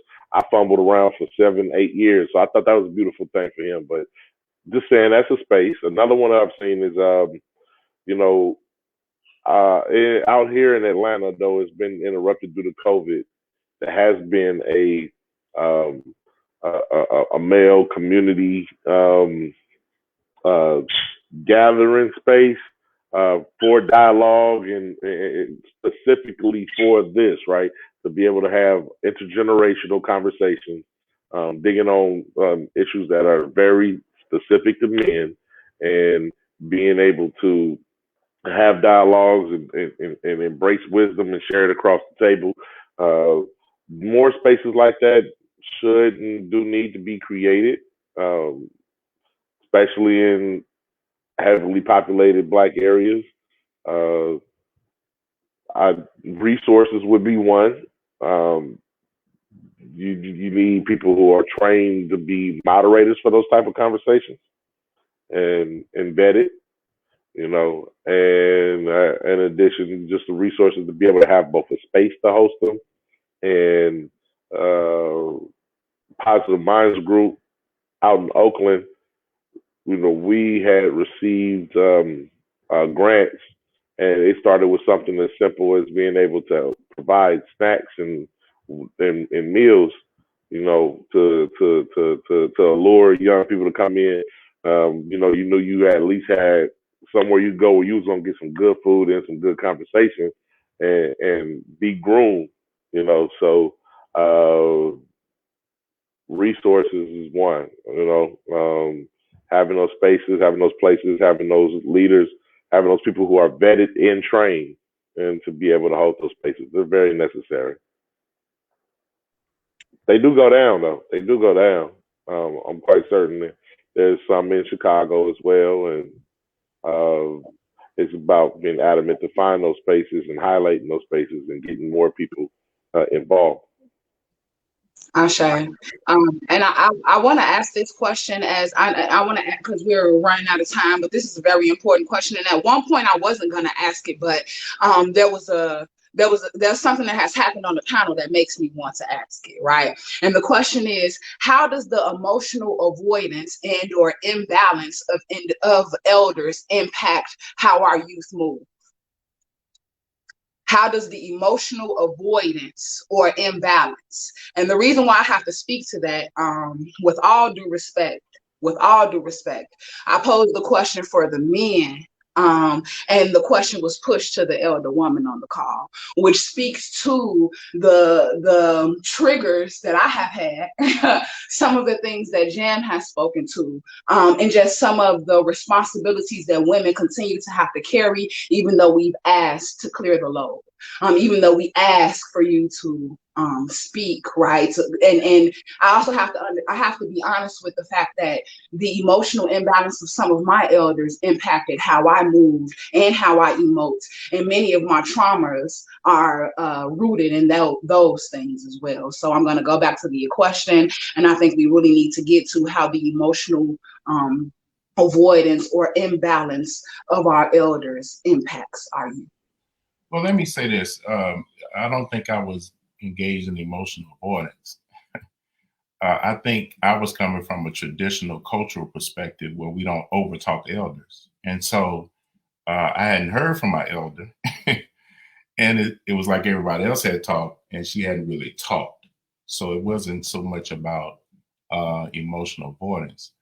I will say this though. I think that to answer your question in terms of how do men create spaces, I've been a priest of V5 for a very long time. I've been a priest for 20 years. And so I'm constantly mentoring young people, not just in Chicago, but around the country, young men. And I don't necessarily, mentoring is a funny word, but in dialogue with young men, let me say it that way. Because mentoring, sometimes I learn from them, right? So I don't always think I have all the answers in these relationships. And so I engage with young men as a priest.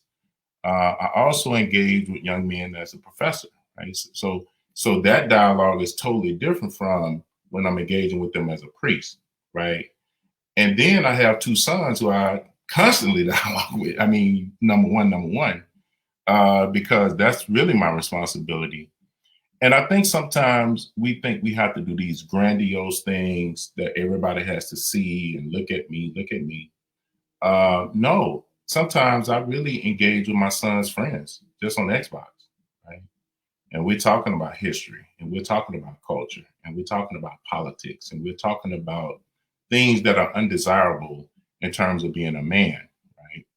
And also, too, I think that, part of why it's hard sometimes, I think, to connect with young people is because of the traumas, right? They've gone through so many traumatic experiences, and then everything triggers them. And then they project these things onto you, and you're like, wait a minute, what are you talking about, right? And so the average person or the average man takes that so personally, they end up dismissing the people. They like, I'm done with that. I ain't dealing with that. Too emotional, whatever. Lucky for me, though, I've been trained as a social worker, so I don't take half of it personally, right? I usually look at, okay, this has nothing to do with me, what's driving their behavior. But that's not every man.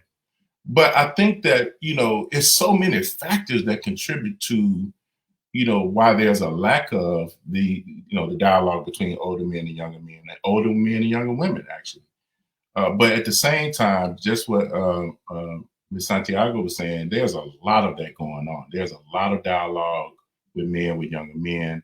I have all kinds of friends who mentor young people. And not to mention just the community work we've done, we had a cross-age peer mentoring program where we had high school students mentoring elementary and junior high students, and it was impactful for all the kids involved. So it's a lot of things going on. May not necessarily be seen publicly, but it's going on, and so, but I think we always think we have to do this big thing, right, that everybody has to see. And sometimes it's just taking one or two young men who you see may be troubled and just say, hey, man, what's going on with you?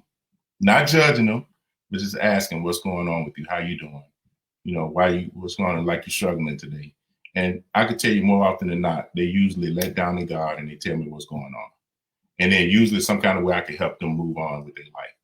Now, in terms of a more systematic approach to doing this, in terms of having more dialogue with younger men, one of the things I've been thinking very deeply about is developing rite of passage programs. But not just rite of passage programs, how we see them now, but rite of passage programs that are grounded in traditional African ritual. Okay, so it's not just intellectual, right? It's getting young men involved in a rite of passage program where they engage in ritual. Because from an E5 perspective, we believe that the most important thing in life is to fulfill your destiny. But if you don't fulfill your destiny, you're going to always be in a state of flux and chaos. And the way we decide whether or not you're on your path is through E5 divination. So that's my more systematic, more, I guess, visible thing that people may see. But I'm constantly in dialogue with young men, always. I mean, that's my job.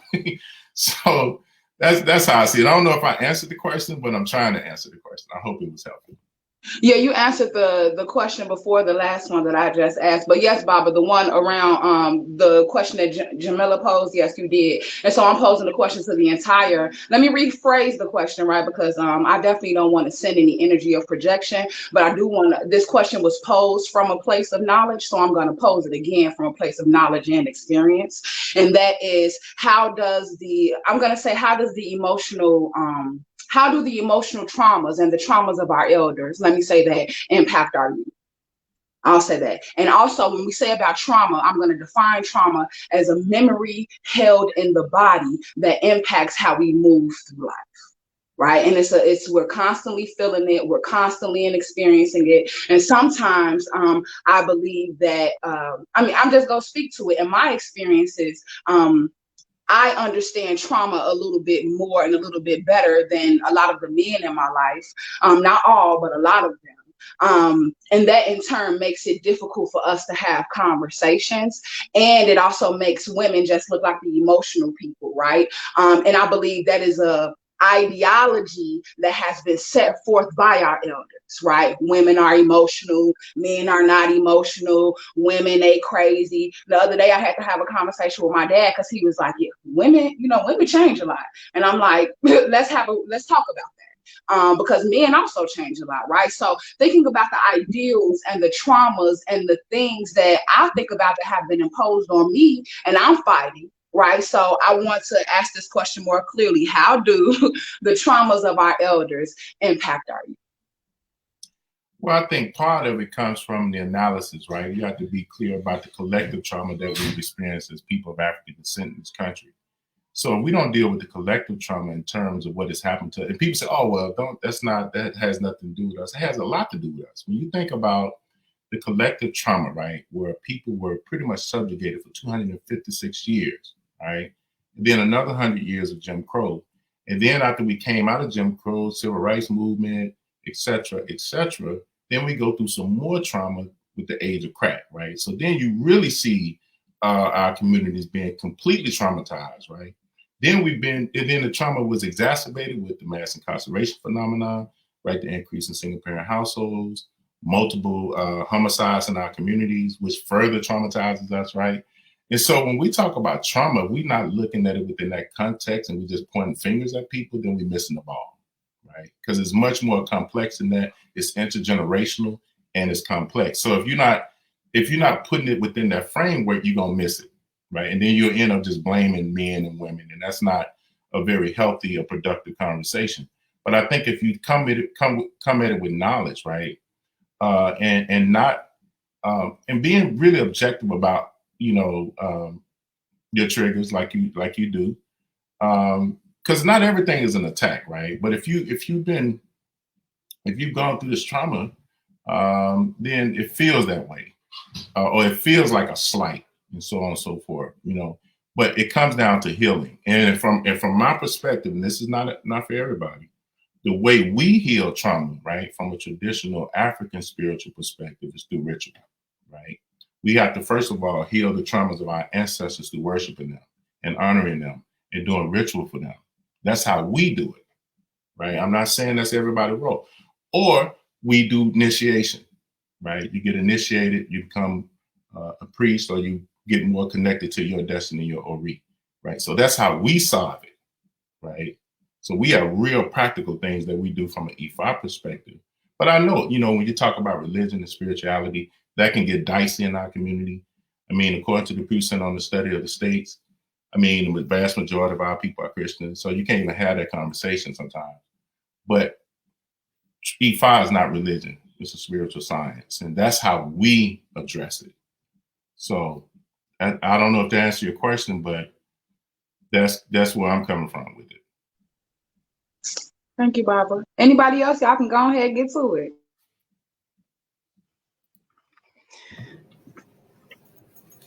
I don't know. I think so. I'm just thinking about how does the trauma of our elders impact us? Like, that's the question at hand, right? How does the trauma of our elders impact us? I think, well, first of all, like some of it, the most obvious answer for me is some of it is passed down. Like that would be my first answer, right? Like if it's not healed and they had it, much like genes and whatever else, intelligence, smarts, if it's not taken care of, then you're going to get it. So that would be the first way. That would be the initial way. I think also, like, if our elders have not identified what that trauma is or acknowledge that they even have trauma, like I think for some of our elders, that word, that terminology in and of itself, trauma, I don't know if that means anything to them. Like, I don't know if, because I didn't see it as trauma. I see it as what had to be done. It's not trauma. What are you talking about? Like, I had to do this, and this is what it was. And that's not traumatic. That is life, right? But some of us, I think as youth, have a perspective that like what we have endured is traumatic. And then I think that creates like a disconnect, how we even define trauma, right? As elders and youth. So I want to like put that out there. Yeah, those are initial thoughts. Grammy, you have any thoughts?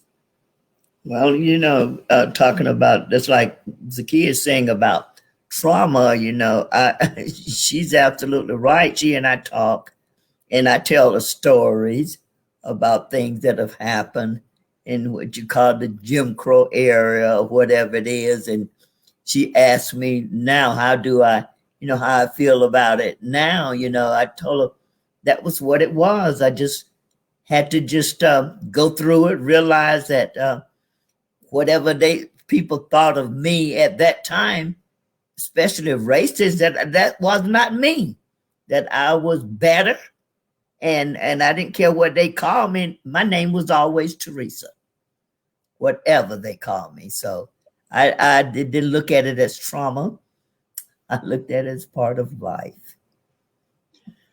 So I want to interject here a bit because I have a bit of a different perspective. I was actually raised by my great-great-grandmother. She was almost 100 when she started raising me. And she was the daughter of a sharecropper who was the daughter of a slave. And much of that experience, that reality, was brought into the way that I was raised. Already she was too old to be raising a 5 or 6-year-old child at that age. She should have been being taken care of as an elder. And because of what she had already lived through and her age limitations, there were things that she did that somebody else could have considered abuse. And for a long time, I considered them abuse because I also didn't understand. Now, how does that affect me as an elder and the traumas that I then experienced, in that sometimes disrespect can touch me in such a way that I'll respond retaliatory instead of responsively, right? But having to be responsible for the processing of my own traumas was tantamount before I could ever touch someone in their healing. I cannot touch someone in leading them to their healing until I understood some of the things that I perceived as hate and hurt were actually love and nurture in a different language. It was a different language. My grandmother beat me. I mean, beat me like I stole something before I had done anything. But the issue was I didn't understand. She couldn't chase me and she couldn't catch me. And she knew I was going to eventually do something that I had no business doing.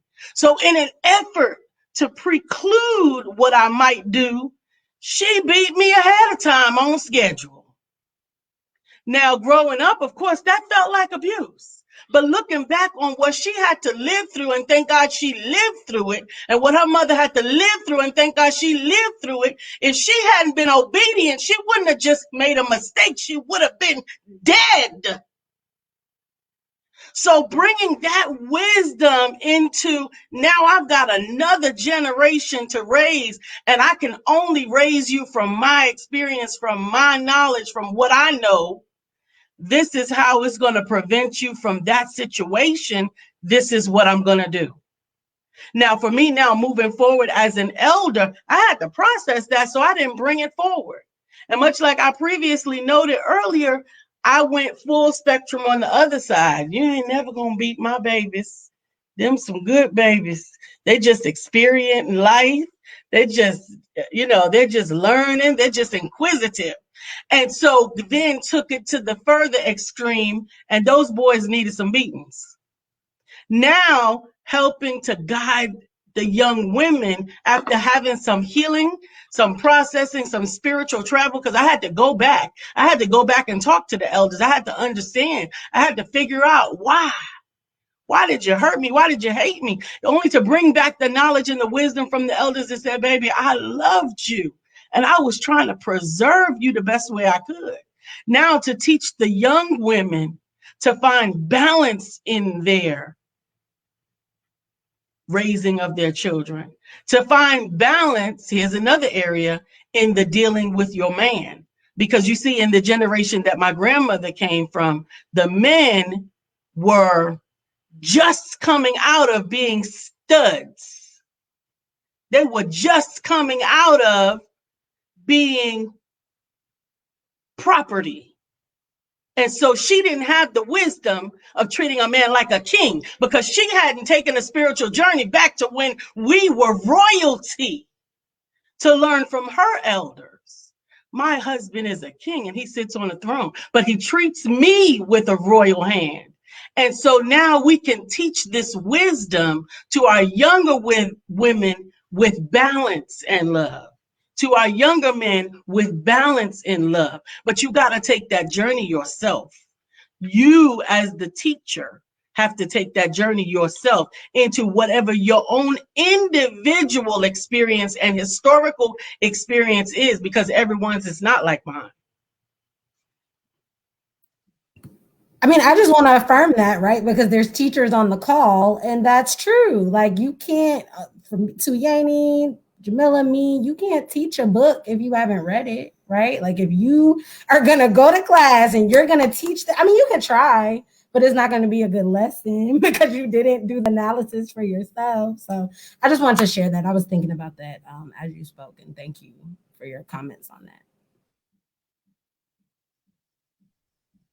Indeed. And I thank you so much for sharing that particular perspective, because it is important. And even my upbringing with so many elders and knowing the impact of being around elders and being groomed by elders, right, is the reason why this conversation was so important, because it breaks my heart to see the disconnect between elders and youth. It also breaks my heart to see that youth don't really know how to respect elders, right? It's not that we don't want to. It's, we don't really know how. And that's one of the things that I had to learn being around my peers who are younger than me. And I remember one time, and I'm just gonna say the story, Baba, we were all in a study group with Baba, and they are all acting like we at the Freaknik. And I'm like, the Baba is here. Oh my God.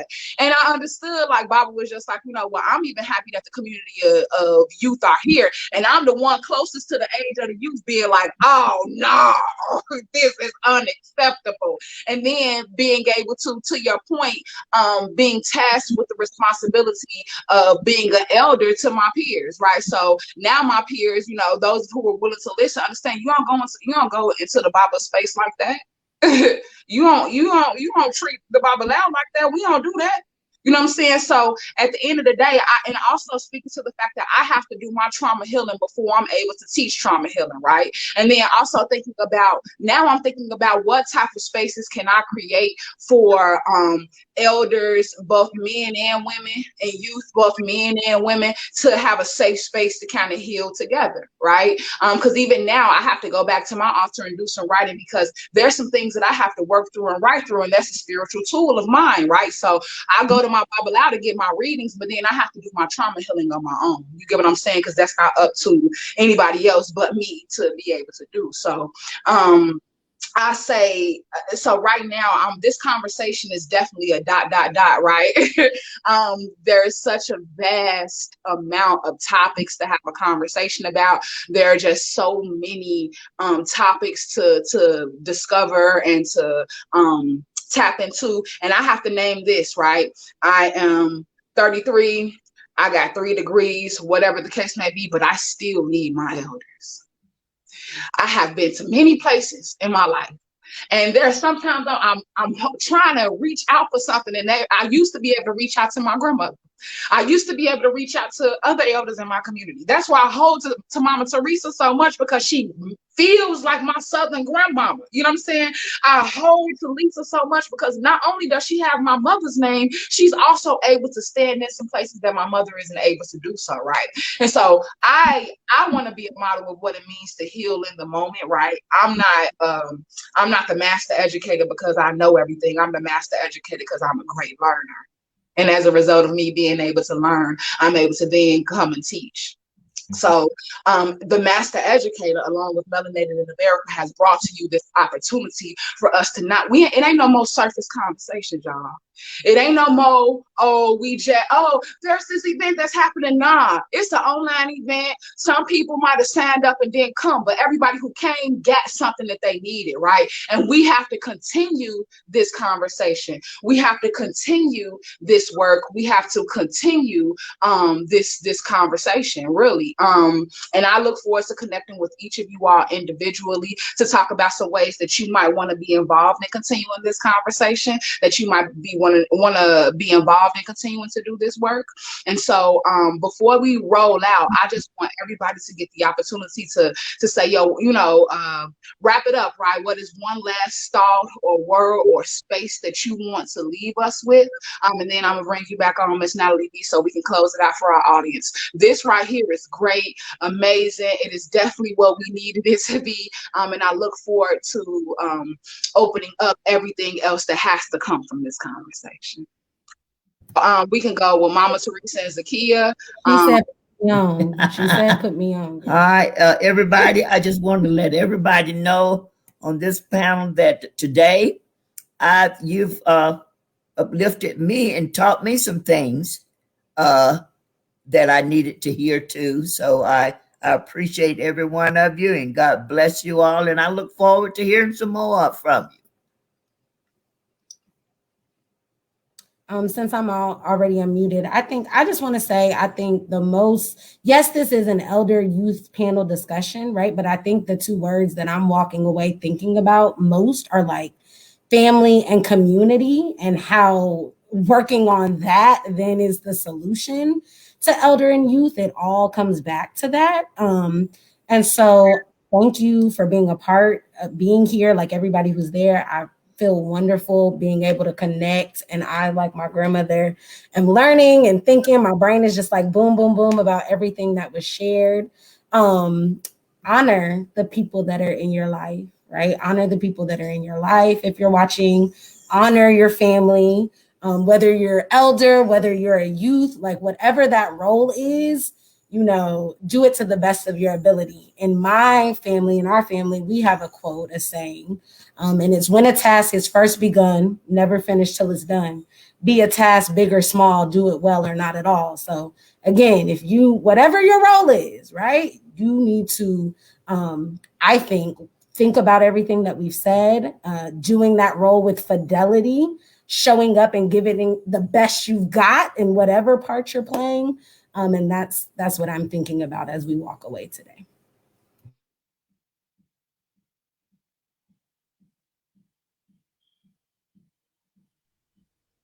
Ashay Baba, then Jam, then.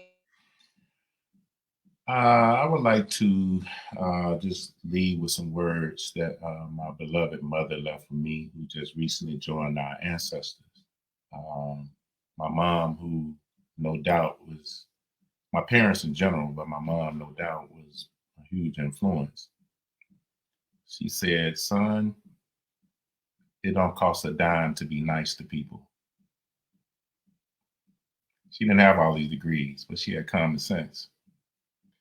And she said, always show yourself, respect yourself, right? Because when you respect yourself, other people respect you, right?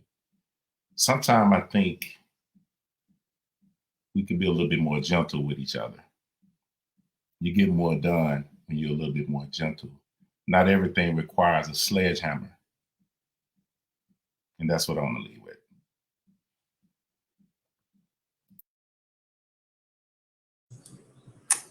I was thinking about what you had said, Zakia, and it was funny because I was like, immediately the thing that popped up in my head was, there was this quote in my house, and, it was an African proverb, and it goes like, there is a destiny, right? That makes us one family. No man chooses his way alone. Whatever you put into the life of others comes back into your very own. And when I, sit on that, And I know it's about one family, but I've so far in my own life have had to expand what does the idea of family look like from my own experiences. And so, you know, even as I listen to you, Baba, I'm like, I encourage, and I listen to you being a social worker, putting that work into your family and talking about that, you know, nuclear family that is created from the genes, right? But I think about how my family, you know, my grandparents are all gone. You know, they've been gone for a very long time. You know, in this case, they're years past. That is a generation gone to me. My parents are older and transitioning soon. You know, if they got, I don't know how God sees it, but they're, you know, they're already on that path of their own thinking and speaking like that. So when I think about that too, when it's time for me to come up, there is not going to be a family per se in the way that I would traditionally define the family. And so I take those quotes and those words with me, and I also leave them, you know, to you all, because whatever you put, no man goes his way alone. Whatever you put into the lives of others will come back into your very own. So, you know, pour out, because, you know, family doesn't exist necessarily in the traditional way for some of us, you know, in that light. And as as melanated people, as Black people, you know, we really have to start thinking about what does community healing look like in those situations.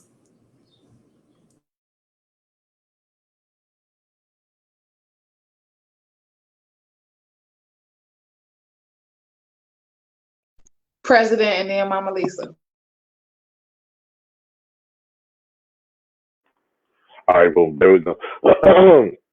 I think I want to just go out there that you know, as we've commonly heard, that it takes a village to raise a child. You know, it takes the those in the village to restore it to where it needs to be, and continuously having conversations and spaces and places where we can uh, focus on how to restore the community and where we can go about moving it forward. This is powerful. I want to thank you for inviting me to the table and being a part of this conversation, um, and be able to share the space with all three of the elders and Jamila and Zakia. I heard you say earlier, you know, that you uh, felt like you just threw that on for the camera because you was at a soccer game. Well, thank you for putting on the Nike cap of God's armor, you know. You look you doing fine for me, you know. At least you came with a cap, not a bonnet, you know what I mean? So you're wonderful and powerful to be on this this conglomerate right here, and you know, let's continue to just push forward any way we can. I mean, sometimes you might run across somebody on the street who just might need a little bit of conversation. It comes as a small as some things like that. It's not always going to be a freedom song or a march or a big action, but sometimes it's the small ones that carries a whole lot of weight as well too. So try to be true in all things, both big and small.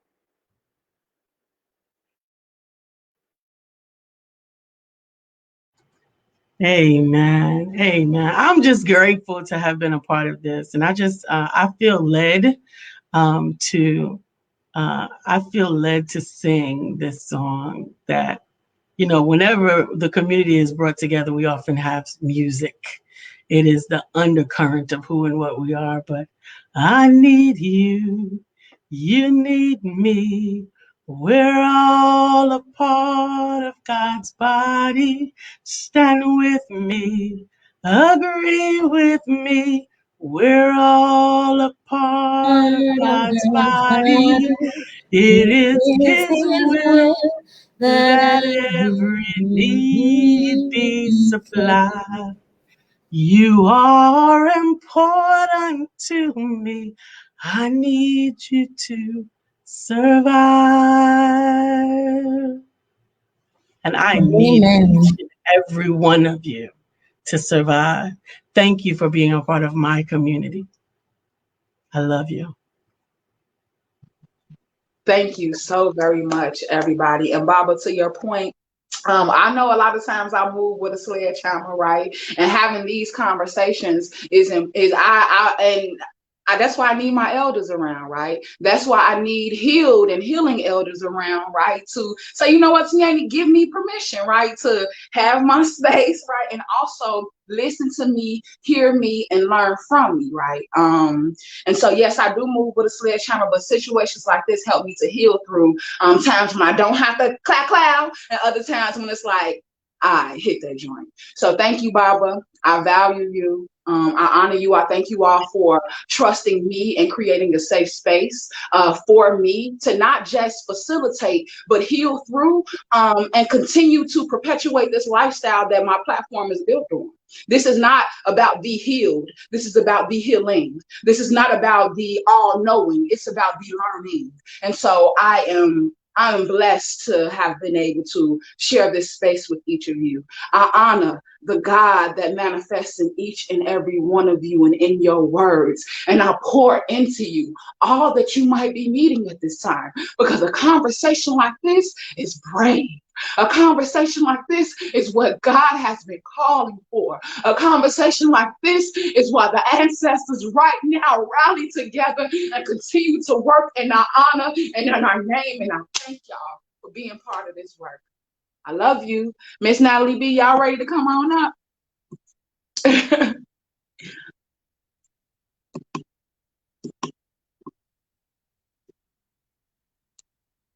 I am over here ready. I've been over here shouting the whole time. I mean, I'm in the comments like, yes, God, yes. Yeah, I say, come through. Absolutely. True facts.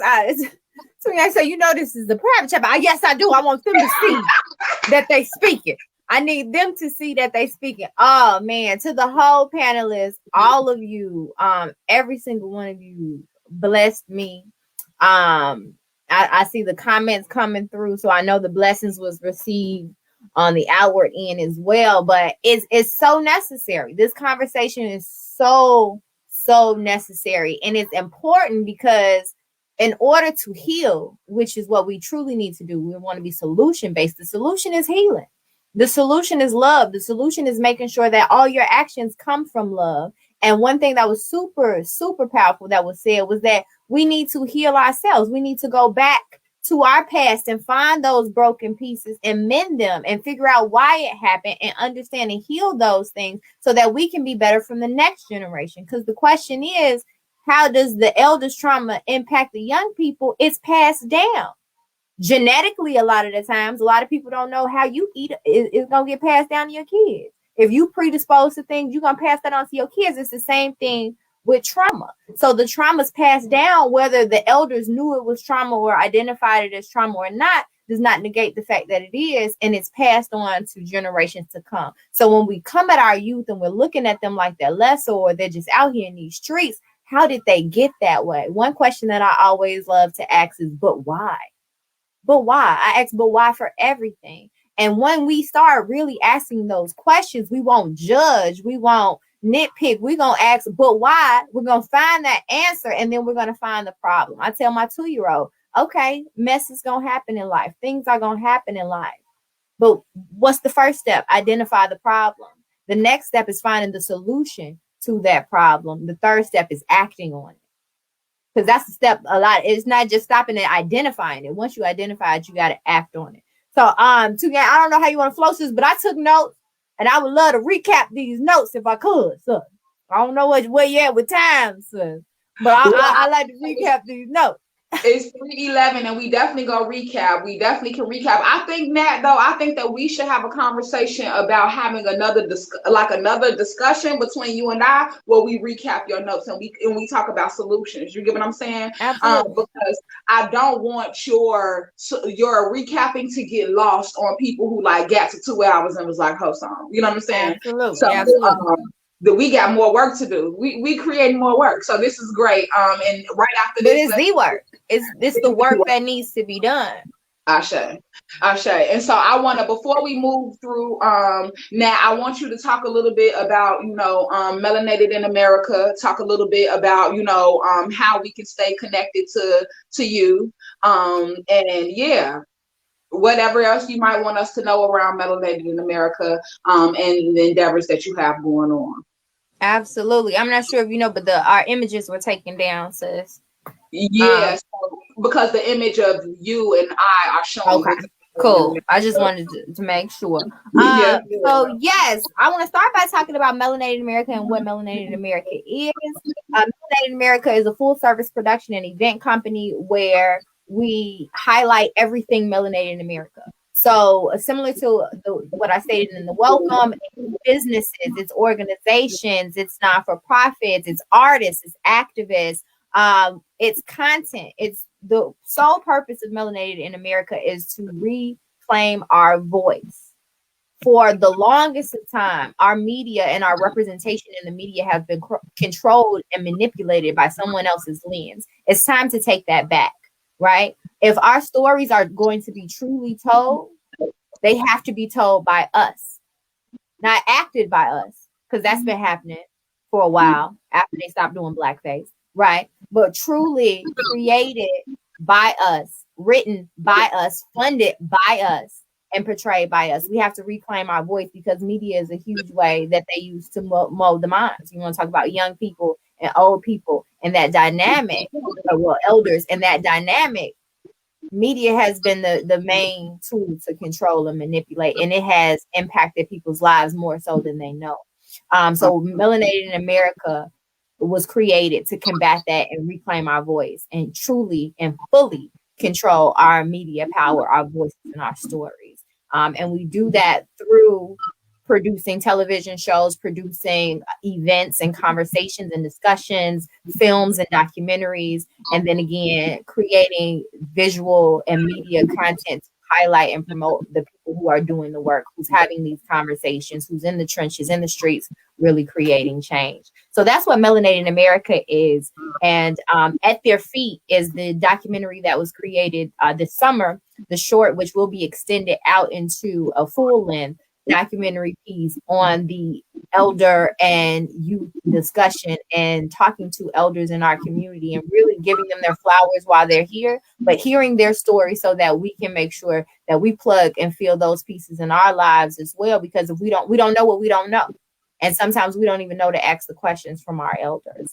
And one quote that really stuck out to me during this conversation that came from the documentary was it actually didn't make it into the short version, but it will be in the long version. But it was one of the young ladies, Essence Mcneil. She said that when our elders leave us, when an elder passes on, it's like a whole library burns down.